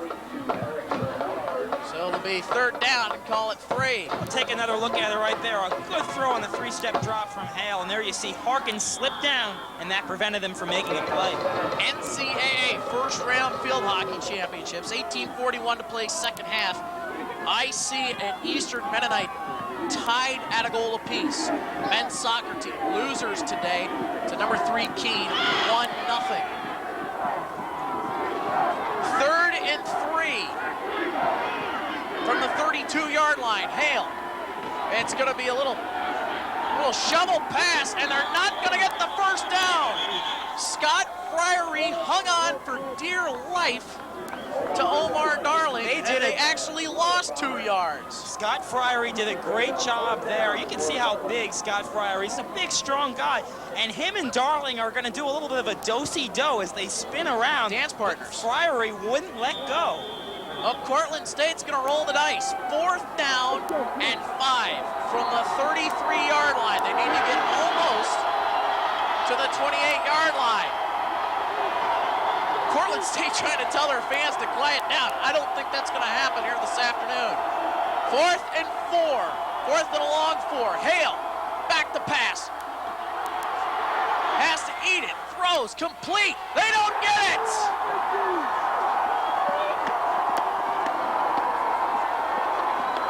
Oh, what a big play by the Ithaca College defense. That is huge. What happened there was Hale, when he turned around the first time, the coverage was so good from the Ithaca linebackers and secondary, and then he felt the pressure and just was forced to make a bad throw. And I'll tell you, Ithaca College's bend but don't break defense holds again. Great pursuit by, I think it was Friery and Sansone. Yes. Great pursuit on Rob Hale. From the 34, 1st and 10 for the Bombers, 12:08 to play, 4th quarter, out of the eye. Rombutis goes in motion. Handoff, Amory's left side, has a hole, across the 40, out close to the first down. Might be about a yard shy, but Eric Amory's lighting a fire under the Bomber offense. That may have been the best Eric Amory's run we've seen all year. Rombutis is going to lead with the block, and then Amory's to the outside, something he did so well last year when he was healthy all season. And there we see it again. Plenty of time still left. And what has been a classic for the Jug Game. 2nd down and inches from the 44. Long count from O'Donovan. Quick drop, looks, throws, has Stewart, has the first down, cross midfield, stays on his feet and is out of bounds at the 46-yard line. 8-yard pass play, first down, Ithaca College. That Mack truck named Chuck Thornton running over Cortland State secondary again. Let's see it right there. He gets open right away, and then watch this. Matt Bruce is going to come on and try to hit Thornton, and Thornton's just going to keep going. That's not a good idea. That's got to hurt. Chuck is 6'2", 230. Chuck's just a big kid. He really is, and has been an asset for this football team. Triple receiver set to the left. Amaris, the lone back. Quick drop from Odie across the middle, almost intercepted. Oh my goodness. Oh my. Can't tell who that was. That was I believe it was Corey David. If David catches the ball, it's pay dirt. This play looks telegraphed right here. It was telegraphed play. David read O'Donovan's eyes the entire time and almost came up with the biggest play of the day. Wow. 2nd and 10 from the 46. And a sigh of relief on the Ithaca sideline. O'Donovan drops, throws, has West. Will he get the first down? Staying on his feet, he might have it. His 2nd effort, he might actually be about a yard shy, but a good job by Corey West to hang on to the football.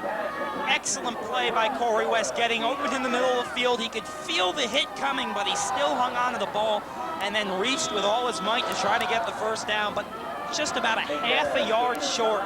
Could be QB sneak time. 3rd and inches from the 37.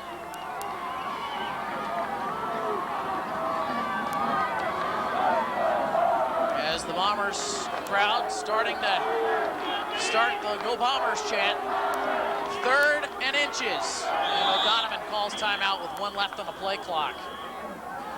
So with 10:25 to play, it's still Cortland State 21 and the Bombers nothing. Official attendance today, 11,714. That does not break a school record, Kevin. That's a lot of people. I'll tell you what, John. If I can find my media guide. Take your gloves off.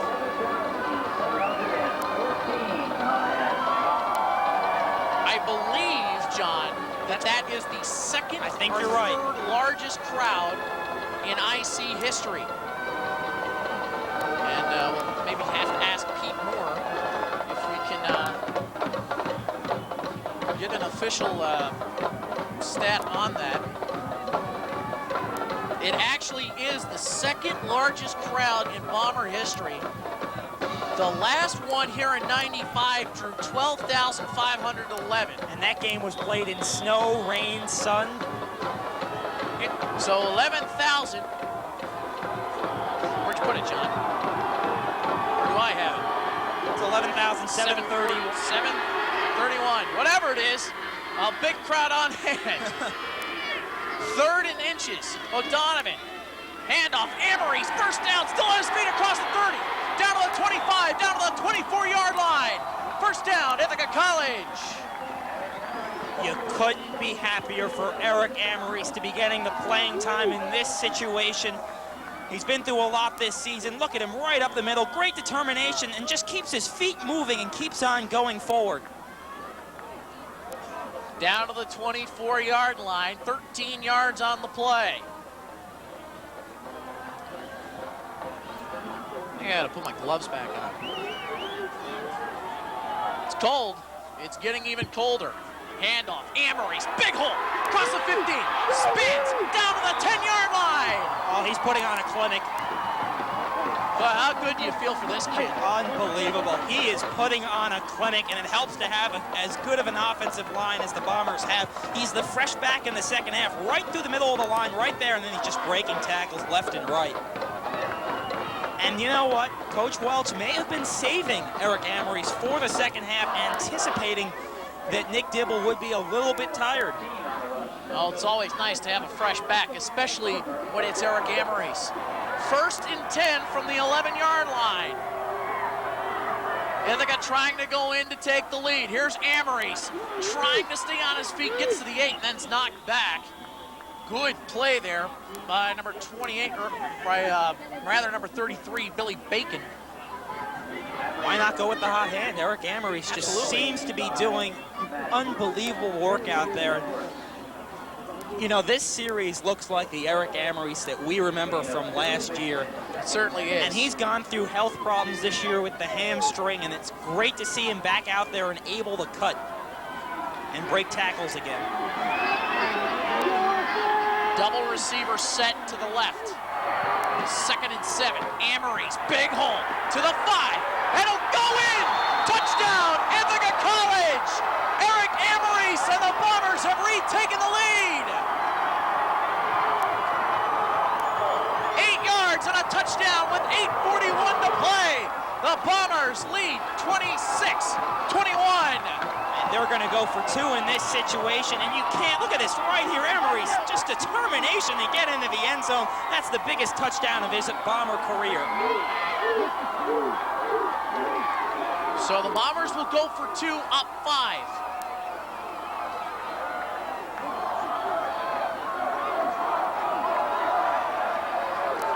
They have been very consistent on the 2-point conversion this year. The man to go to has been Cisse. West in motion.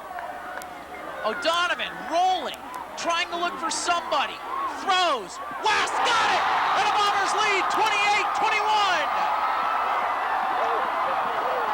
Corey West made one heck of a play, John. He shook the second. I don't know who it was. He shook Jeremy Kearse. But what a great job trying to get open. O'Donovan, go ahead, John. He really stays with this play well, and there's West burning Jeremy Kearse, but good job by Mike O'Donovan of staying with the play, rolling out, and finding West in the end zone. Unbelievable. The drive, 3 minutes, 27 seconds, 8 yards. Touchdown, Eric Amory, 66 yards on the drive. John, I have never heard this crowd any louder. There's Putnagan and O'Donovan. Wow, this is Corey West.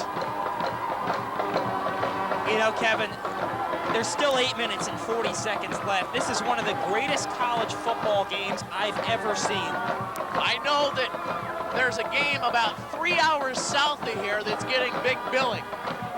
But if you want excitement, it's not in State College, Pennsylvania today. It's in Ithaca, New York. Down to Scott Kaczmarek. Nice, guys. Down to the Bombers sidelines, you can imagine ecstatic down here. This is the most emotion I've seen out of this team in about 3 years.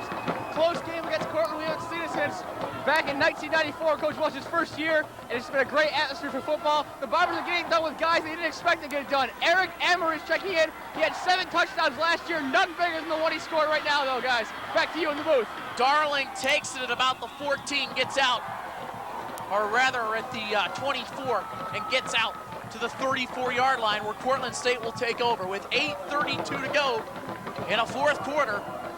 And now we're really going to see what Rob Hale is made of. The 6 years he's been involved in college football. There's Troy And there is one of the heroes today, Troy Canada, who made that spectacular catch.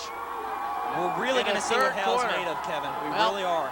Cortland State has 8:32 to try to get themselves back in this one. They only trail by 7. Plenty of time to go. Darling, left side. Has some room across the 40 and out to the 42-yard line. Knocked out of bounds there by Brian Austin. You know, you talk so much about the Bomber offensive line, but the Cortland State offensive line has done a great job of protecting Hale in passing situations and opening holes for Darling in running situations. Right there, right guard Brian McAvan, the captain of the offense, 6 feet, 280, really opened up a hole there. 2nd down and 4 from the 37-yard line. They need to get to the 41, or just to the inside of the 41-yard line. Out of the eye, Hale. To give us to Darling again, up the middle. Close to the first down, he's gonna be about a yard shy. Again, down to Scott Kaczmarek. Guys, little communication communication problem going on here down for the Bombers, not between the players, between the coaches. The cables connecting the coaches in the press box and Coach Michael Welch are broken. They're not working. They're running new cables again up the hill. But right now, Coach Welch and the coaches up in the box next to you guys cannot hear each other. So that's causing some problems getting plays down from up top. The men, the New York State Police here this afternoon, trying to keep the pace. 3rd and inches, actually 3rd and about a half a yard. Handoff, Darling, didn't get it! Oh, what a play by Tim Myslinski! And Mike Sansone also. They lost a half a yard. Oh, Ray LaForte right next to us just jumped up and down and screamed as he's talking on a walkie-talkie. And we'll see a replay right there. Great play by Myslinski and Sansone to grab on to Darling and throw him down.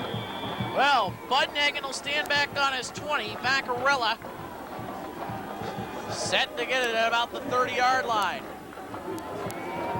Let's see if Cortland will try to draw him off. The Bombers got 10 men on the line. They're going to go for the fake. First down, Cortland State. Across the 40 and out of bounds at the 36-yard line. Jason Edwards on the sneak. Wow, did you expect that? Surprise. I thought about it for a second, then I thought, nah, they won't do it in this situation. But wow, Dan McNeil pulls that out of the playbook. Jason Edwards makes it work to perfection. Wow. And the emotions. He rolls the dice. The emotions, Kevin. He rolls the dice, so it's first down, Cortland from the 36-yard line. 6:59 to play. From the 36, play action.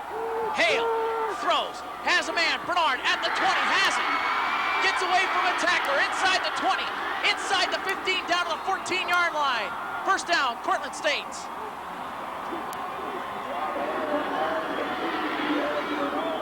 So, again, as you said, John, mass confusion. They have to go by walkie-talkie up here between the coach's box and the sideline. May cause for some confusion. Well, the last time Cortland State got down here, Ithaca College made a huge play by Richie Pasquale. Now, with 6:35 to go, can they do it one more time from the eye? First and 10 from the 14. Handoff, Darling. And slips down at about the 11-yard line, and we got a flag down. If they call a late hit, John, you know, that's ridiculous. That is, because Darling was down on the ground. He didn't get hit. I don't think that's a late hit at all. I think Scotty Harkins slipped, too. Holding against I almost said Cornell. Holding against Cortland. When the flag came down, John, it was in the vicinity of Scott Harkins, and we thought maybe it was a late hit. Well, let's see it right there. Actually, it's going to be Fryery and Harkins that pounce on him. Here's the call. On the offense, 10-yard penalty. Repeat the first down. Frank DiOrio with the call. And I think it was Jeff Ambrosi who was guilty of the hold. The left tackle, 6 feet, 290 from Skinny Atlas, New York. First and 16 now from the 21-yard line. You talk about penalties. That was a huge one. Playoffs, Cortaca Jug, upstate supremacy, the whole 9 yards here this afternoon. 6 minutes to play, fourth quarter. Hale, pump fake, has a man, ends a wide open touchdown. The tight end, Ross Esslinger. The Bombers bit on the fake. And we're an extra point away from a tie ball game. Mike Sansone got completely faked out by the pump fake as he covered Esslinger. Esslinger just kept going downfield and made the reception wide open. Well, that man is going to get about 550. It's 5:57 left. That young man right there, junior Mike O'Donovan, has got one more chance. Vaccarella, this is all important right here. Out of the hold of Falco. High snap. Kick is up. And it's no good! It is no good! Matt Vaccarella has missed the extra point, and the Bombers still lead by 1 with 5:57 to go. shades of Brian Anthony just 3 years ago at Cortland State as he had a chance to win the game down the stretch of that game and missed the field goal wide right. That time the extra point missed wide left. Huge play. The snap was poor. The placement was good. I'll give Falco credit. Vaccarella just pulled it. I don't know if the laces of the ball were facing in the right direction though, Kevin. So, it's 21-yard touchdown pass to Esslinger. Took a little bit under 3 minutes, 64 yards. So now we've just been given word that the headsets are back in, and Ray LaForte, the defensive coordinator, back on the headset. If there is a more intense person than Ray LaForte, I'd like to meet him. That's for sure. So I'll tell you, these guys, this coaching staff has been under so much pressure this year. They haven't been to the playoffs in 2 years. Coach Welch, Coach LaForte, Coach George, Coach Walpole, Coach Faziano, they have done a fantastic job, and the grad assistants, Anthony Yulee, Jason Brady, Mark Pralowitz, Neil Weidman, Bill Fish, the newest member of the staff, have done one heck of a coaching job. Oh, they have. They have. Tremendous. The kick will go to Troy Canada at the 12, trying to find room. Across the 20 to the 25. Out to the 30-yard line, is tackling him from behind is, I believe, number 84, Russ Alger. So, this is when Eric Amaris comes into play. He's been able to run the ball with such success this half. You obviously want to choose some clock, so you want to run the football. Although I don't think you want to go away from your offense completely. No. You want to play conservative. Absolutely. But you don't want to get away from the game plan. That's right. That's right. Rumbutis joins Amaris in the backfield. The give is to Amaris up the middle. Gets about 4. As the number 61, Brian Costa, made the initial hit. It's a gain of 4, second down 6. Clock running, under 5:30 to play. Cortland has 2 timeouts, I believe, left in this half. The Bombers also have 2. You think he's cold? I'll tell you what, I'm freezing. Of course, we got to keep the window open. There's so many people in here. The condensation on the inside fogging up all the windows. That's just us. No, that's you and all the hot air. Second and 6 from the 34. Amaris the carry again. Trying to bowl his way and does. Picks up about 5, and I believe he dragged Josh Morris with him. Just some tough running from Eric Amaris. The uniform is dirty. He's getting in there. Look at him right here. He's grabbed by number 45, Kyle Tate, and just keeps moving his feet and moving forward. So it'll be 3rd down and a yard from the 39. They need to get exactly to the 40-yard line. Big play here for Cortland State. They got to make a stop. Clock running, 4:25 to go. O'Donovan under center, Buddenhagen in motion. The give is to Amaris, and he's awfully close, John. I don't think he got it. I think he's a half a yard to a yard short. Wow. Great play by Cortland State's defense. I believe Near Masika was in there on the play. It's 4th down. They didn't get it. So. Great play by Masika to get Amaris and just drag him down. And what do you do here? Obviously, you got to punt it away. Obviously. John, you got to punt it away. The defense has done it all year long for Ithaca. They're going to have to do it one more time. If Rob Carmen ever needs to get off a good one, now is the time. Clock running, 3:40 to go. Cortland's going to have one more crack. It's a low snap. Carmen does a good job to get it off. This is a good one. It's got some backspin on that balata down at the 37-yard line. They must be using Titleist footballs out here this afternoon, John. What a good job, though, by Rob Carmen. Didn't panic and got it off. Yeah, that's key. That was a bad snap, and Carmen just grabbed it and got it off. That was the important thing. This is it. The Ithaca defense has 3:29 to hold Cortland State. The playoffs, everything on the line this afternoon. From the 37, 1st and 10, Cortland State. Hale. Play action. Rolls right. Looks. Throws. And it is caught. First down. To Shane Giesler. Again. Gain of 11. First down. He's having the game of his life. Geisler has done a tremendous job of getting himself open. The third option, the third receiver, and Hale just looks for him, and at the last second, Geisler gets himself open. Eddie Rivera almost stuck his hands up and intercepted the ball. Clock running again as they move the chains to start the clock. 3:15 to play.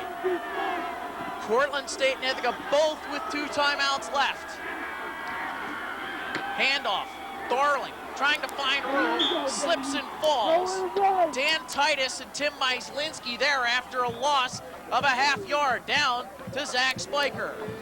Guys, thanks a lot, Omar Darling. Not much doing on that play. Cortland has done it all day. They've been very successful with the pass. Look for them to drive down the field and use the pass as much as possible, even attack the left cornerback since Adam Tremlett is out of the game. Thanks, Zach. And again, that's been the problem. Jeff Tremlett got hurt. First quarter has been out. Scott Harkins has taken his place. Has been burned a couple of times. Second down 11 from the 47-yard line. Cortland's got to get it off with 1 on the play clock. Play action. Throws. Almost intercepted by Mike Sansone. And if he catches it, John, that's the ball game. Wow, that ball just slipped out of his right hand. He had it in his hands, cut right in front of the intended receiver. I believe it was Esslinger. We'll see it right here. Look at Hale just rolling out. Thought he had him open. Sansone steps right in front of Esslinger and almost makes the play of the day. This is 4-down territory for Cortland State with 2:20 to go. 3rd and 11 from the 47-yard line. Out of the shotgun. Marcel in motion. Plenty of time. He's going to go for it all. Has a man, and it's incomplete as he overthrew Eric Bernard. 4th and 11. Well, he looked for his best and his fastest receiver, Hale, but he was about 6 yards too far. And give credit to Scott Harkins stepping into this game, replacing Tremlett, did an excellent job of coverage on that play. He was there step for step with Bernard. The biggest play in the 1997 season for Ithaca College. 4th and 11 for Cortland State, 28-27 Ithaca. Folks, I hope you've enjoyed this as much as John and I have this afternoon. It has been a classic. From the gun, Hale, back to pass, looks, steps up, is staying on his feet. Will he get the first down? No, he didn't! He's knocked out of bounds, short of the first down. Ithaca College holds with 2:05 to play in the game. And took a hit. Oh my goodness, did he lay up? Somebody laid up. That was Eddie Rivera. Who else would it be? The hardest hitting bomber. We told him. First down, Ithaca College, they didn't make it. Well, Rob Hale, I give him credit, John. He's a tough guy. He's a tough kid. He threw the ball, or he had no receivers open.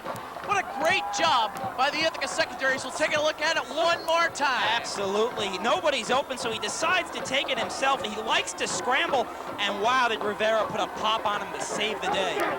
So, with 2:05 left and 2 timeouts for Cortland State, Ithaca College will have it. Both teams with 2 timeouts left at the 45-yard line. You grab it and you hang on for dear life. Absolutely. I think we have 2. I don't think Ithaca ran the clock, or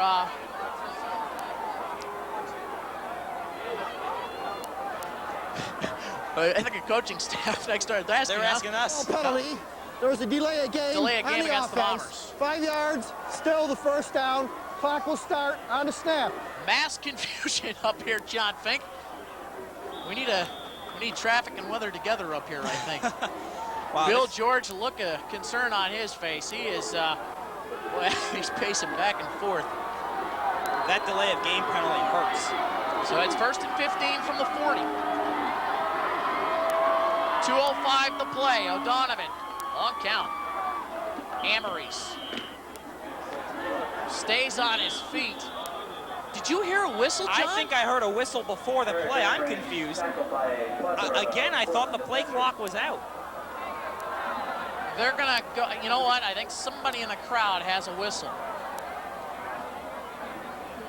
That just makes it confusing for everyone. So I think, Frank, our referee this afternoon, he's done a really good job. Frank DiOrio, this crew, Stanley Evans, the umpire, Eric Hamlin, head linesman, line judge Thomas Dowd, back judge Mike Roberts, and field judge Lawrence Pearson.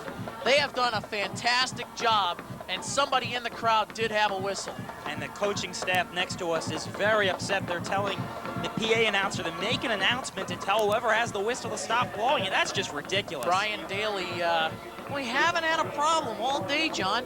And now, close to the end, somebody's got to ruin the parade for everybody. That's right. That's ridiculous. And Ithaca fans pointing to the Cortland sideline. Cortland fans saying it was the Ithaca sideline. As we look inside the truck, get an idea of what our director, Mason Diedrich, looks at. Our brand new truck this year. Well, we're not going to say what that is. I think you're going to read it loud and clear. But in any event, folks, this has been a classic. 2nd and 15, clock running, minute 50 to go. And for Cortland State, that was big because they didn't have to eat a timeout. Mike trying to take as much time as possible. Play clock down to 5. Give us to Amories. Across the 40, stays on his feet, still staying on his feet. Spins, will get knocked back. Clock will continue to run in Cortland State. Was a big run from Amories in the sense that he didn't run out of bounds. He had the presence of mind to stay in bounds on that run. Looks like there's an injured Cortland State player. There is a Cortland State player down and is not moving. They're, a matter of fact, rushing out to help him. He is not moving, John. Let's see if we can get another look at that play. It looks like it's number 56 for Cortland State, Near Masiko, one of the leaders of the defense. And I think he just got the wind knocked out of him, but I'll tell you, you know what, John, every time somebody lays motionless like that, you got to hold your breath for a couple of minutes. Absolutely. But he is up and moving around. I believe Scott Kaczmarek has a report for us. Thanks, guys. You're down on the sidelines. You saw the referees mention for the second game in a row for the fans not to blow whistles. It's been prevalent over in the Cortland sideline for the last 5 plays or so. There's been definite whistles blowing ever since the Bombers went ahead. Even after the warning in the last play, as soon as the ball snapped, they're blowing whistles trying to distract the Bombers' ball carriers. Something to keep an eye on. If it happens to play a part of the game, I don't think it will, but something you're hearing coming from the sidelines. You may not be able to pick it up on game cam, but definitely the players are hearing it, and they are loud enough to distract some of the players. For the Bombers, emotions are high here. Last minute or so, 1:28 to go. They're nervous, but they know that if they just execute, they're going to win this game. And for Cortland State, shades of Brian Anthony. This time, though, nobody thought it was good. What can you say about the kicking game? Seth Steinberg's come through for the Bombers. On the other side of the ball, Vaccarella for Cortland. Season's let his team down right now. Where's Jack Michaels when you need him? Perhaps the most, maybe, John, I'll go as far as say that might be the most famous call in the history of Ithaca college football, right there. Absolutely. One of the most famous calls. You're right. Definitely. And Scott, yes, we can hear the whistles blowing from all sorts of different directions. The coaching staff next to us can hear it. But you can tell in the inflection of my voice, though, John, when they missed the extra point. Now what's going on? This is starting to get a little out of hand here. I'll tell you. They're trying to do as much as they can. I mean, you know, I give the referees a great job today under this situation, John. They have called one heck of a football game. They sure have. Absolutely. 3rd and 15. Play action. O'Donovan rolling, continues, stays on his feet, goes down at the 39, or rather at the 41-yard line. And did they call timeout, or did he go out of bounds? He didn't go out of bounds. They must have called timeout. Still no signal. Now we're going to get the signal. Timeout. Cortland. There you go. It's their last timeout. They are out of timeouts. So Cortland is going to have to go. They only need 3. But with 1:17 to go, they have no timeouts left. I'd put a big rush on if I'm Cortland State here. Yeah, and try to rush Rob Carmen. Again, stay tuned for the post-game show. We're gonna try to beat the crowd, as I'm sure. That's why the state police are here in full effect, to make sure the crowd doesn't pour onto the field. There is a large police presence you can see today. And look, people even watching the game up over behind us in the terrace area. In the terrace dorm area right behind Butterfield Stadium as they continue to attend a near Ithaca. On the Bomber sideline. Well, that's a good call right there. You know, he's got to, I think he had the wind knocked out of him. And you want to treat the players no matter where they are. Just make sure they're okay. Carmen standing in his own 25. Good snap. Kick is off, and again, whistles were all blowing over the place. This is obnoxious, Kevin. It's coming from the Cortland, I believe it's coming from Cortland. Over on the Cortland sidelines. I mean, we don't want to point fingers up here, but this is, you know, it's been very, the crowd has been very well behaved today. Up until this point. And now all of a sudden, this is just getting utterly ridiculous. With a minute 11 to go, I mean, if somebody does that, and you know, you don't want this to end the game, and are they gonna replay it, or what are they gonna do? And Kevin, our good friends at ESPN did a special this week on sportsmanship in the 90s. Right. Fans have been, and this has been a very sportsman-like game up till this point, but when you blow whistles, it ruins the mentality of the football game. Well, no matter who's doing it, I don't know who's doing it. It's just not a good move. You would hate for somebody in the crowd, whether it be on either side, absolutely, to do something, blow a whistle, do something, blow a horn, to distract somebody that would cost either team the football game. These players are working too hard for that. These coaches and are I'll working tell you too what, hard. If something happens on this punt, which was a good punt by Rob Carmen before they had to replay the down.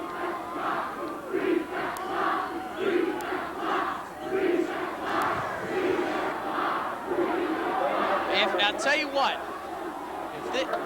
if something happens on this punt, if I'm Michael Welch right now, I would go absolutely berserk. Absolutely, and again, they're warning the crowd not to blow the whistles, and sometimes that just causes them to do it more and more.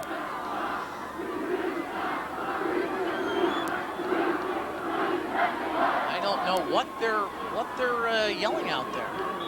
They're saying reset the clock, I think. You got good ears. Thank you. All right, there it is again. Good snap. Oh my goodness, off the side of his foot. Down at the 49-yard line. And I will tell you what, if I am Michael Welch right now, I am going to go absolutely bananas. Because somebody in the crowd blowing a whistle cost the Bombers about 25 yards. Absolutely. Just horrible, horrible. Terrible sportsmanship from a fan. No timeouts left for Cortland State. With a minute 10 to play. From the 48-yard line, Rob Hale. Back to pass. Has time. Throws incomplete. Second down.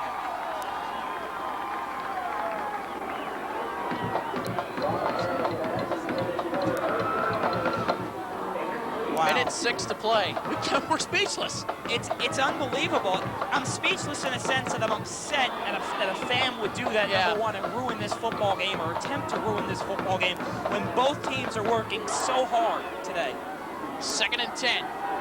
They theoretically need about 25 yards, does Cortland, to get into field goal range. At least. 2nd and 10. Hale. Pump fake. Throws across the middle, complete. They didn't get out of bounds. He's about 3 yards shy. Pass was complete to Brian Girardi. Clock running now, under a minute to play. 3rd down and 4. Hale, back to pass again. Has to scramble, throws, incomplete. Eric Bernard slipped. He was looking for a penalty.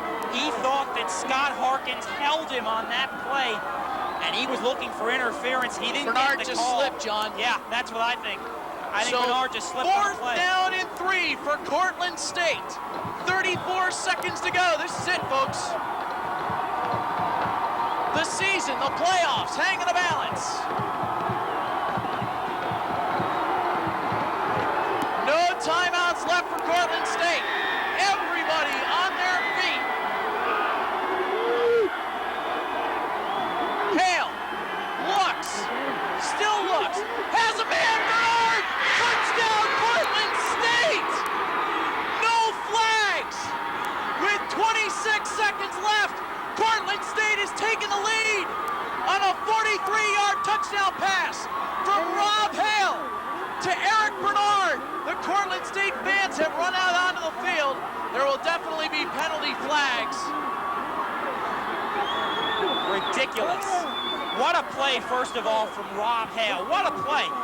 Harkins, I think, slipped down, and wow, he got himself open downfield. Hale found him. Touchdown for Cortland State. Bombers shocked. Cortland State fans pouring onto the field. Now are being kicked off. There should be a penalty which will knock Cortland State back 15 yards. What a play from Bernard, though, to get himself open. John, I'm going to say this. No penalty. Well, let's take a look at the replay first. There's the penalty call. Bernard just getting himself open for the touchdown. On the extra point. So it'll be forced on the extra point. So don't they normally force that on the kickoff? That's what I thought.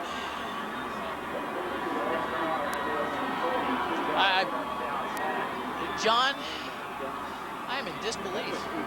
I can't. Shock, utter disappointment, the whole 9 yards. And if you look at the Cortland State sideline, the fans are basically still in bounds over there. The police need to clear them out. They're doing their best. Unbelievable. This penalty should be taken off on the kickoff. In any event,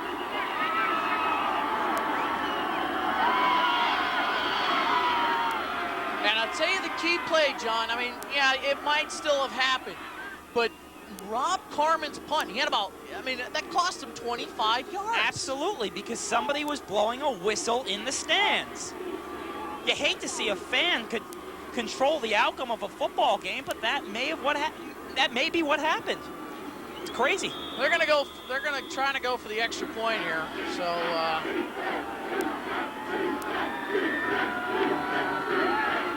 this to give Cortland a 6-point lead with 26 seconds to go.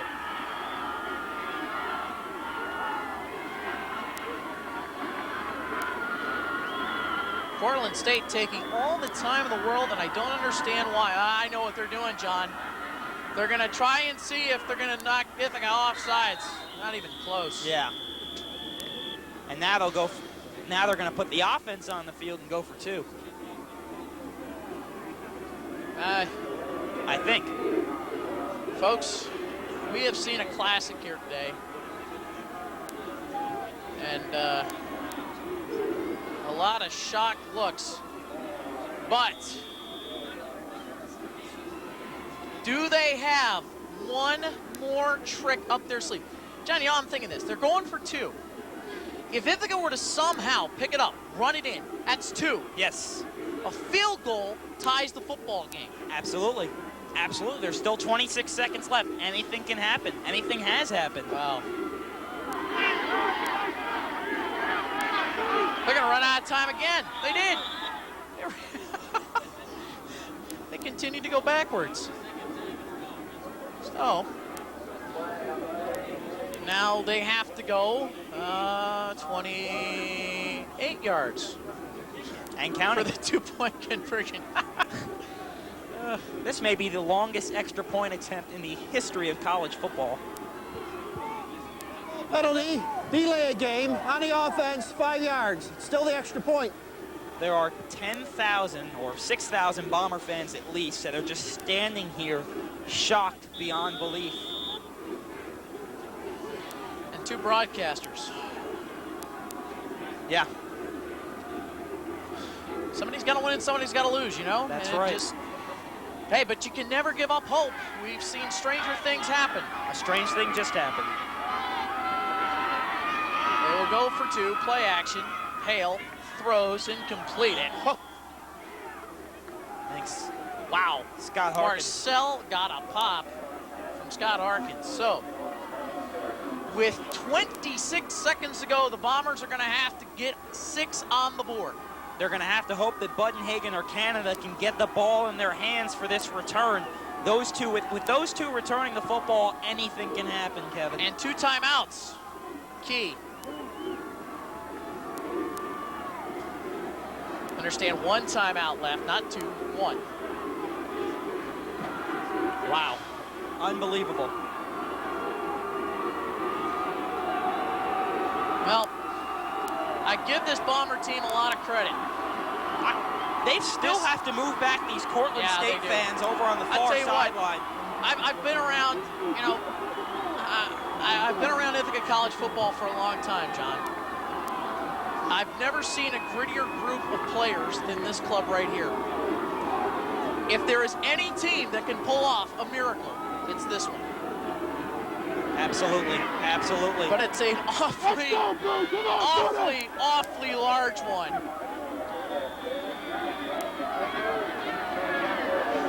Some days the breaks go your way, some days they don't, Kevin.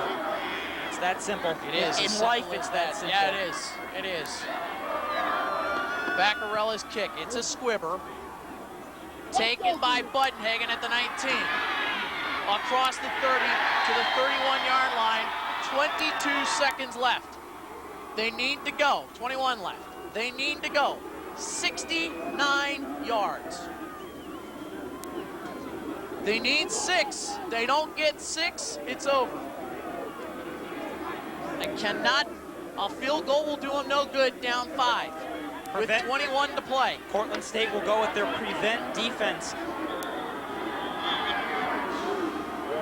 You do have 1 timeout left, but you need to work the sidelines and need to get a huge chunk of turf right now. O'Donovan has time. Now has to scramble. Looks, throws. Budenhagen got it! First down out of bounds at the 48-yard line.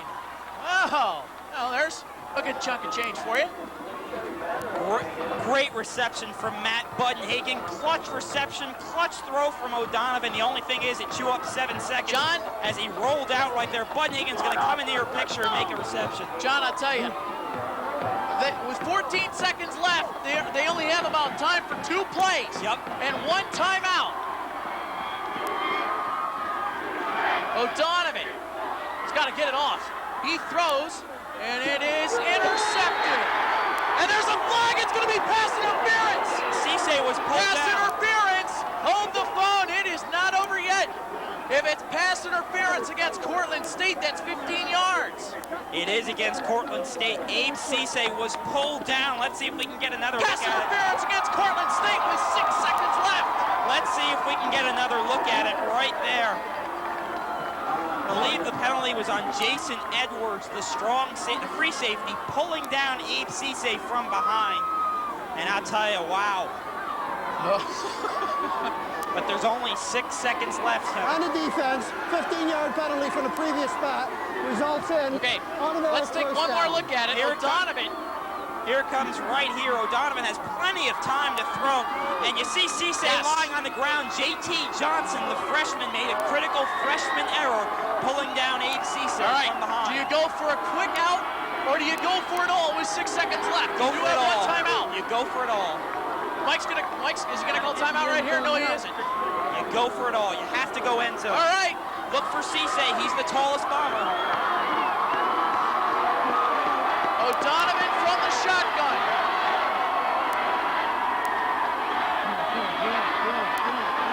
Looks, throws for it all. End zone. Incomplete. Game over. Cortland wins.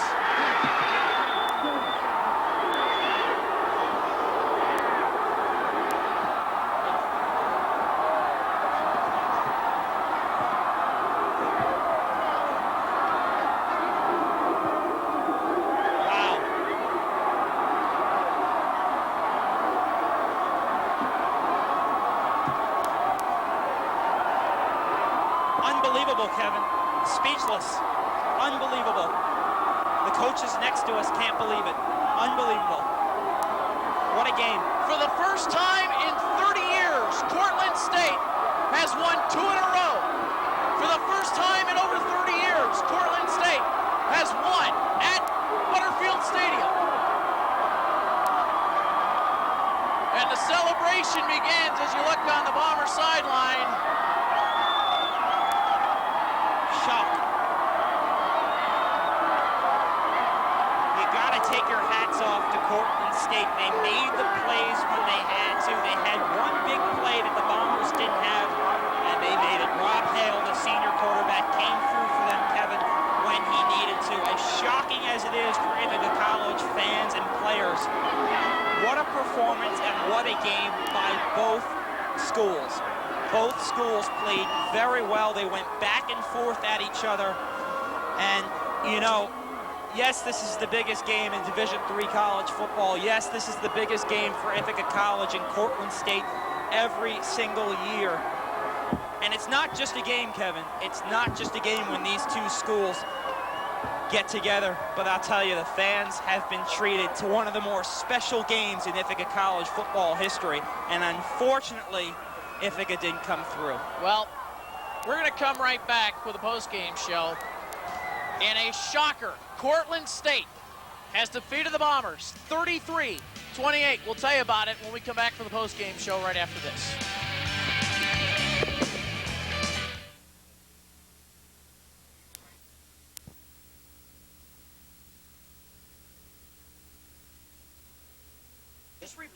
They replayed it because of the... They replayed it.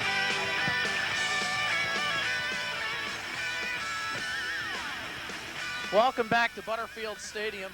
Still mass confusion up here in the press boxes. We welcome you back to the post-game show. Everyone's still trying to figure out the punt play. The punt, now here is what we've been told. The punt by Rob Carmen that was deemed no play was stopped because there was a whistle. The whistle did not occur on the field. No. Nobody stopped playing. No Ithaca College player No stopped Ithaca playing. College player stopped playing. The ball was in the air. The referees blew the whistle when the ball was almost in the hands of the Cortland player. And now, I'm not saying that the referees are the reason the Bombers lost the game this afternoon. But whoever blew the whistle really made this... If I'm Michael Welch right now, I am livid. Absolutely. Whoever blew the whistle in the crowd really basically ruined what was one of the best games, or the best game this year by far. John, that, people are going to look on that game. Forget the Hale to Bernard touchdown pass. Yeah, that was the play of the game. But, what can you say? I mean, obviously it was just something that happened, and, it had to go against the Bombers' way. Nick Dibble. I'll tell you, if the NCAA, Kevin, is looking for a matchup for the first round of the playoffs, I don't think they have to look any further than these two teams. Aside from what happened at the end with the fan blowing the whistle, this game was what college football is all about, what college athletics is all about, Kevin. Teams going back and forth at each other. All right, let's send it down to Scott Kaczmarek, who has Rich Pasquale, played one heck of a game today. Scott. Guys down here in the field, Rich Pascal, of course. Tough loss is an understatement today. You played well defensively, interception, a couple of pressures on Hale, a couple of sacks as well today, I believe. Talk about the team play overall, first of all. We came out a little flat. They got ahead of us. It's not what we want to do. We want to get on them because we know the emotional part of this game was going to take over. And we thought we had them. We were up by a touchdown, and we just had some busts on the defense.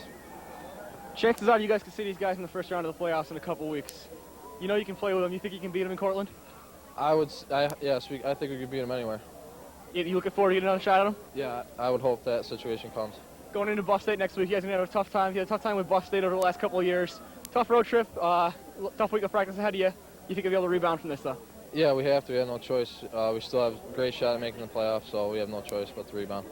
Thanks. Good job on the defensive side, Rich. Back to you guys. Thank you very much, Scott. And, thanks very much to Rich for coming on with us here in the post-game show. We're still trying to figure out, we'll get to the Hale to Bernard touchdown pass, but we're still trying to figure out why that punt by Rob Carmen I've just been told possibly the ref wasn't ready. That's but the ref ridiculous. puts the ball down and blows the whistle to start listen, that could be an explanation. But John, everybody was ready. Absolutely. We're not trying to call cry sour grapes here.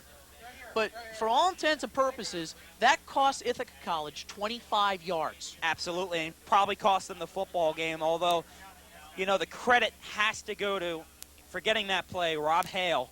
342 yards today of passing against one of the best defenses he'll ever face. I tell you what, as for all the opponents this year, just take another look at Nick Dibble. He was the best opponent quarterback that we have seen all year long. So bar none. Bar none. Back down to Scott Kaczmarek with Chuck Thornton. Okay, I don't even know. Okay. One more time down to Scott Kaczmarek. And Chuck Thornton. Chuck, a couple more catches early on, a good first half for you personally. For the team, able to come back towards the end. How do you think you guys played overall today? We played okay. I think, they played a good game, but I think it was just a matter of a couple big plays and a couple calls by, the refs that didn't go our way. And, it's just, they fake punt, big passes on fourth down that they had. And, those are things that you'll get once in a while, but you won't get every game. And this happens once in a while. You've seen Cortaca for 4 years now. You played a pretty good game yourself first of the day. Talk about your feelings about the rivalry. It's a big rivalry. I hate losing to these guys, especially at home. But, they play a tough game, and it was a tough loss. You got a chance to see these guys in a couple of weeks in the first round of the playoffs down there, it looks like. What are your feelings about playing them again this year? I hope to God we play them again. But, right now we have to beat Buff State first. That's the first priority. But, I would love to play these guys again because I think, we match up really well against these guys. And, you can't have 2 games in a row with big plays like the way that it happened today. Good luck this week in practice. Good luck against Buff State. And hopefully just see it again against Cortland. Thanks, Chuck. Back to you guys in the booth. Thanks, Scott. And you can tell the disappointment on Chuck Thornton's face. And there's a guy who plays with guts and determination. He does. I tell you, this is again. I've been to a lot. Again, you and I have been to a lot of college football games. We've been to Syracuse. I've seen tremendous games at Penn State. Yeah. And without a doubt, we'll say this later on, probably the best college football game I've ever seen. Definitely. Down with Zach Spiker with the hero of this afternoon's game, Cortland quarterback Rob Hale.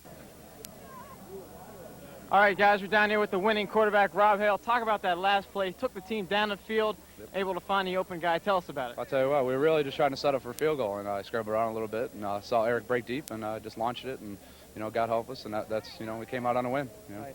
All day long. Early in the game, there was raining outside, but, that really didn't stop that. Your game plan was to throw. You guys came out throwing. Talk about the game plan a little bit. Well, the game plan, we're pretty much right down the middle between running and passing. Omar's been doing a great job this year, and the O-line's been doing great, and just came out, and it happened we had to pass a little bit more to run into conditions, and I threw the ball well in the rain. Usually I don't, but I came up in the rain, so it was a good time, and this game's just great, and it's sorry, they played a great game, Ithaca did, and their quarterback played really well, and I wish them the best of luck the rest of the year, too. What about the injury to the cornerback for Ithaca, Jeff Tremlett? Did that play a factor in your game plan in the second half? Well, not really. Their whole defense is good. Obviously that was, maybe big for them, but we were just going out there with attack and hope we do what we do best, and whoever is out there to play. Okay, you're 8-1 now. You got a couple more games left before the playoffs. Yep. Who do you got? You have Brockport coming up next. next. That's our last game, Brockport, and they snuck up on us last year too after we beat Ithaca. So that's a big game. We can't overlook them. They're a good team, and we'll go ahead and hopefully take care of that business going to the playoffs, and who knows what happens then. All right, thanks a lot. Appreciate Congratulations. No Back up to you guys. Thanks. Go ahead, John. Oh, well, Kevin, you just Rob Hale. When I spoke with him last week, he was so focused and determined to win this football game in Ithaca, and then to go out and have the type of performance he did was tremendous. And I'll tell you, we've seen over the past 4 years, I've seen some Ithaca-Cortland games go Ithaca's way when Anthony missed the field goal. Ithaca won here 2 years ago, and rather by 15 points, convincing fashion. Cortland comes back last year, wins in convincing fashion. This year they get the breaks. Remember what we said earlier, Kevin. It's really important to remember that, just like in sports, in life, the breaks don't always go your way. They go both ways. As you can see, Mike Welch talking with former Ithaca College president J.J. Whalen. John, this comes to a close, brings to a close our 2-year reign doing this, and the season's not over. but this afternoon brings to an end 2 years of a lot of hard work and a lot of emotion and everything. And, you know, this afternoon brings to an end 2 years of a lot of hard work and a lot of emotion and everything. And, you know, in the 2 years that we've been here, just run through some games real quick. The Brockport game this year, the Springfield game last year, some close ones. Buffalo State last year could have gone either way. Neil Weidman, Mike O'Donovan, exactly. Great athletes. The players and everybody. It's been fantastic. And down with Scott Kaczmarek, very disappointed, Michael Welch. Thanks, guys. Down here with Coach Welch. Obviously a tough result for you guys. Team played well to get back into the game and take the lead, unable to hold at the end. Overall, what was your impression of the team's play today? Well, it was a great football game. I think both sides, a lot of emotion and a lot of big plays on both sides. It just came down to the end, and you know, unfortunately, we came on the short end. Offense was able to make some adjustments earlier on, putting a little more play action in, getting the receivers open a little more, opening up the passing game a lot. How did you guys get some points on the board and actually take the lead? What do you think of the play of the offense today for you guys? Well, it was, you know, overall, you know, I have to look at the films. You know, I think we certainly could have played better. You know, we had a couple of turnovers that we shouldn't have, and but overall, I think we adjusted. We moved the football. We scored 20-some points. So, you know, I'm pleased with that end of it, but certainly we needed more. We've been trying to figure out what happened on the last punt with Rob Carmen, the one that was blown dead. What have the officials told you about that play and about the whistles from the crowd overall in the fourth quarter? Well, there was whistles in the crowd, and they had been whistles in the crowd throughout that last quarter. But at this point, the referee blew the whistle when the other whistle blew to stop play. And as a result, we didn't get the punt off and didn't get the play. This week, Buff State, if you win, you should make the playoffs. Chance to see Cortland down the road again, but what do you guys do to prepare for Buff State this week? Well, we're going to work on that Monday. You know, they're a solid football team, and we got to play well to win. Thanks, Coach. Disappointing result, but good luck in the future. Thank you. Thank you. Back to you guys in the booth. Thanks, Scott, and thank you to Coach Welch too. Very, you know, very humble and very gracious to us. And I mean, I'll still have more contact with Coach the rest of the year doing Gridiron and sports for Newswatch 54 and everything. But from the both of us, we want to thank Coach Welch and the entire coaching staff for all the time that they've given us over these 2 years. And I can't think of a classier guy than Mike Welch. He you know, he's a no-nonsense individual, and he loves this school. He loves this school, and he's an alum. He loves it, and you know, there's nothing much more you can say. He is just, I'm speechless because Coach Welch has always been available to us in our 2 years to talk with us whenever we need to talk and talk about the game, football, and anything else. And he's done a tremendous job with this team this year to get him on that winning streak, and they just fell a little bit short today. The breaks didn't go their way. It happens. It's sports. They didn't. Somebody has to lose. Also, special thanks to all the opponent sports information directors. Special thanks today to the Cortland sports information director, Fran Elia, and a guy that I guess we don't think a lot and we take a lot for granted is our own sports information director, Peter Moore. You know, a guy who has to contend with us. All of the Ithaca media. Sometimes, you know, we can be a pain, but, you know, Pete has been always very gracious to us, has always given us the things that we need. And, you know, I want to thank him. So do I. Very much. His new assistant, Mike Warwick, our former assistant SID, now the sports information director of Juniata, Bob Parker, who we miss. And I know he's doing well at Juniata. And the Ithaca athletic department, former AD Bob Deming, current AD Betsy Alden, everybody. It's been a fun 2 years, and John, again, you know, what can you say? This is it, and we move on, and hopefully sometime again we'll get to do this down the road somewhere. Absolutely, it was tremendous.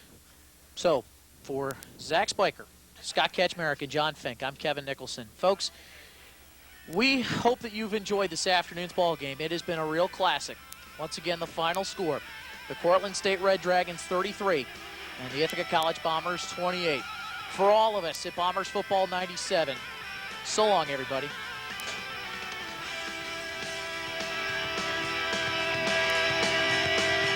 Bombers football is brought to you by Ithaca College's French Quarter Cafe. By King Submarine, now on Buffalo Street, voted Ithaca's best sub. And by Perfect Screen Printers, Cherry Dry.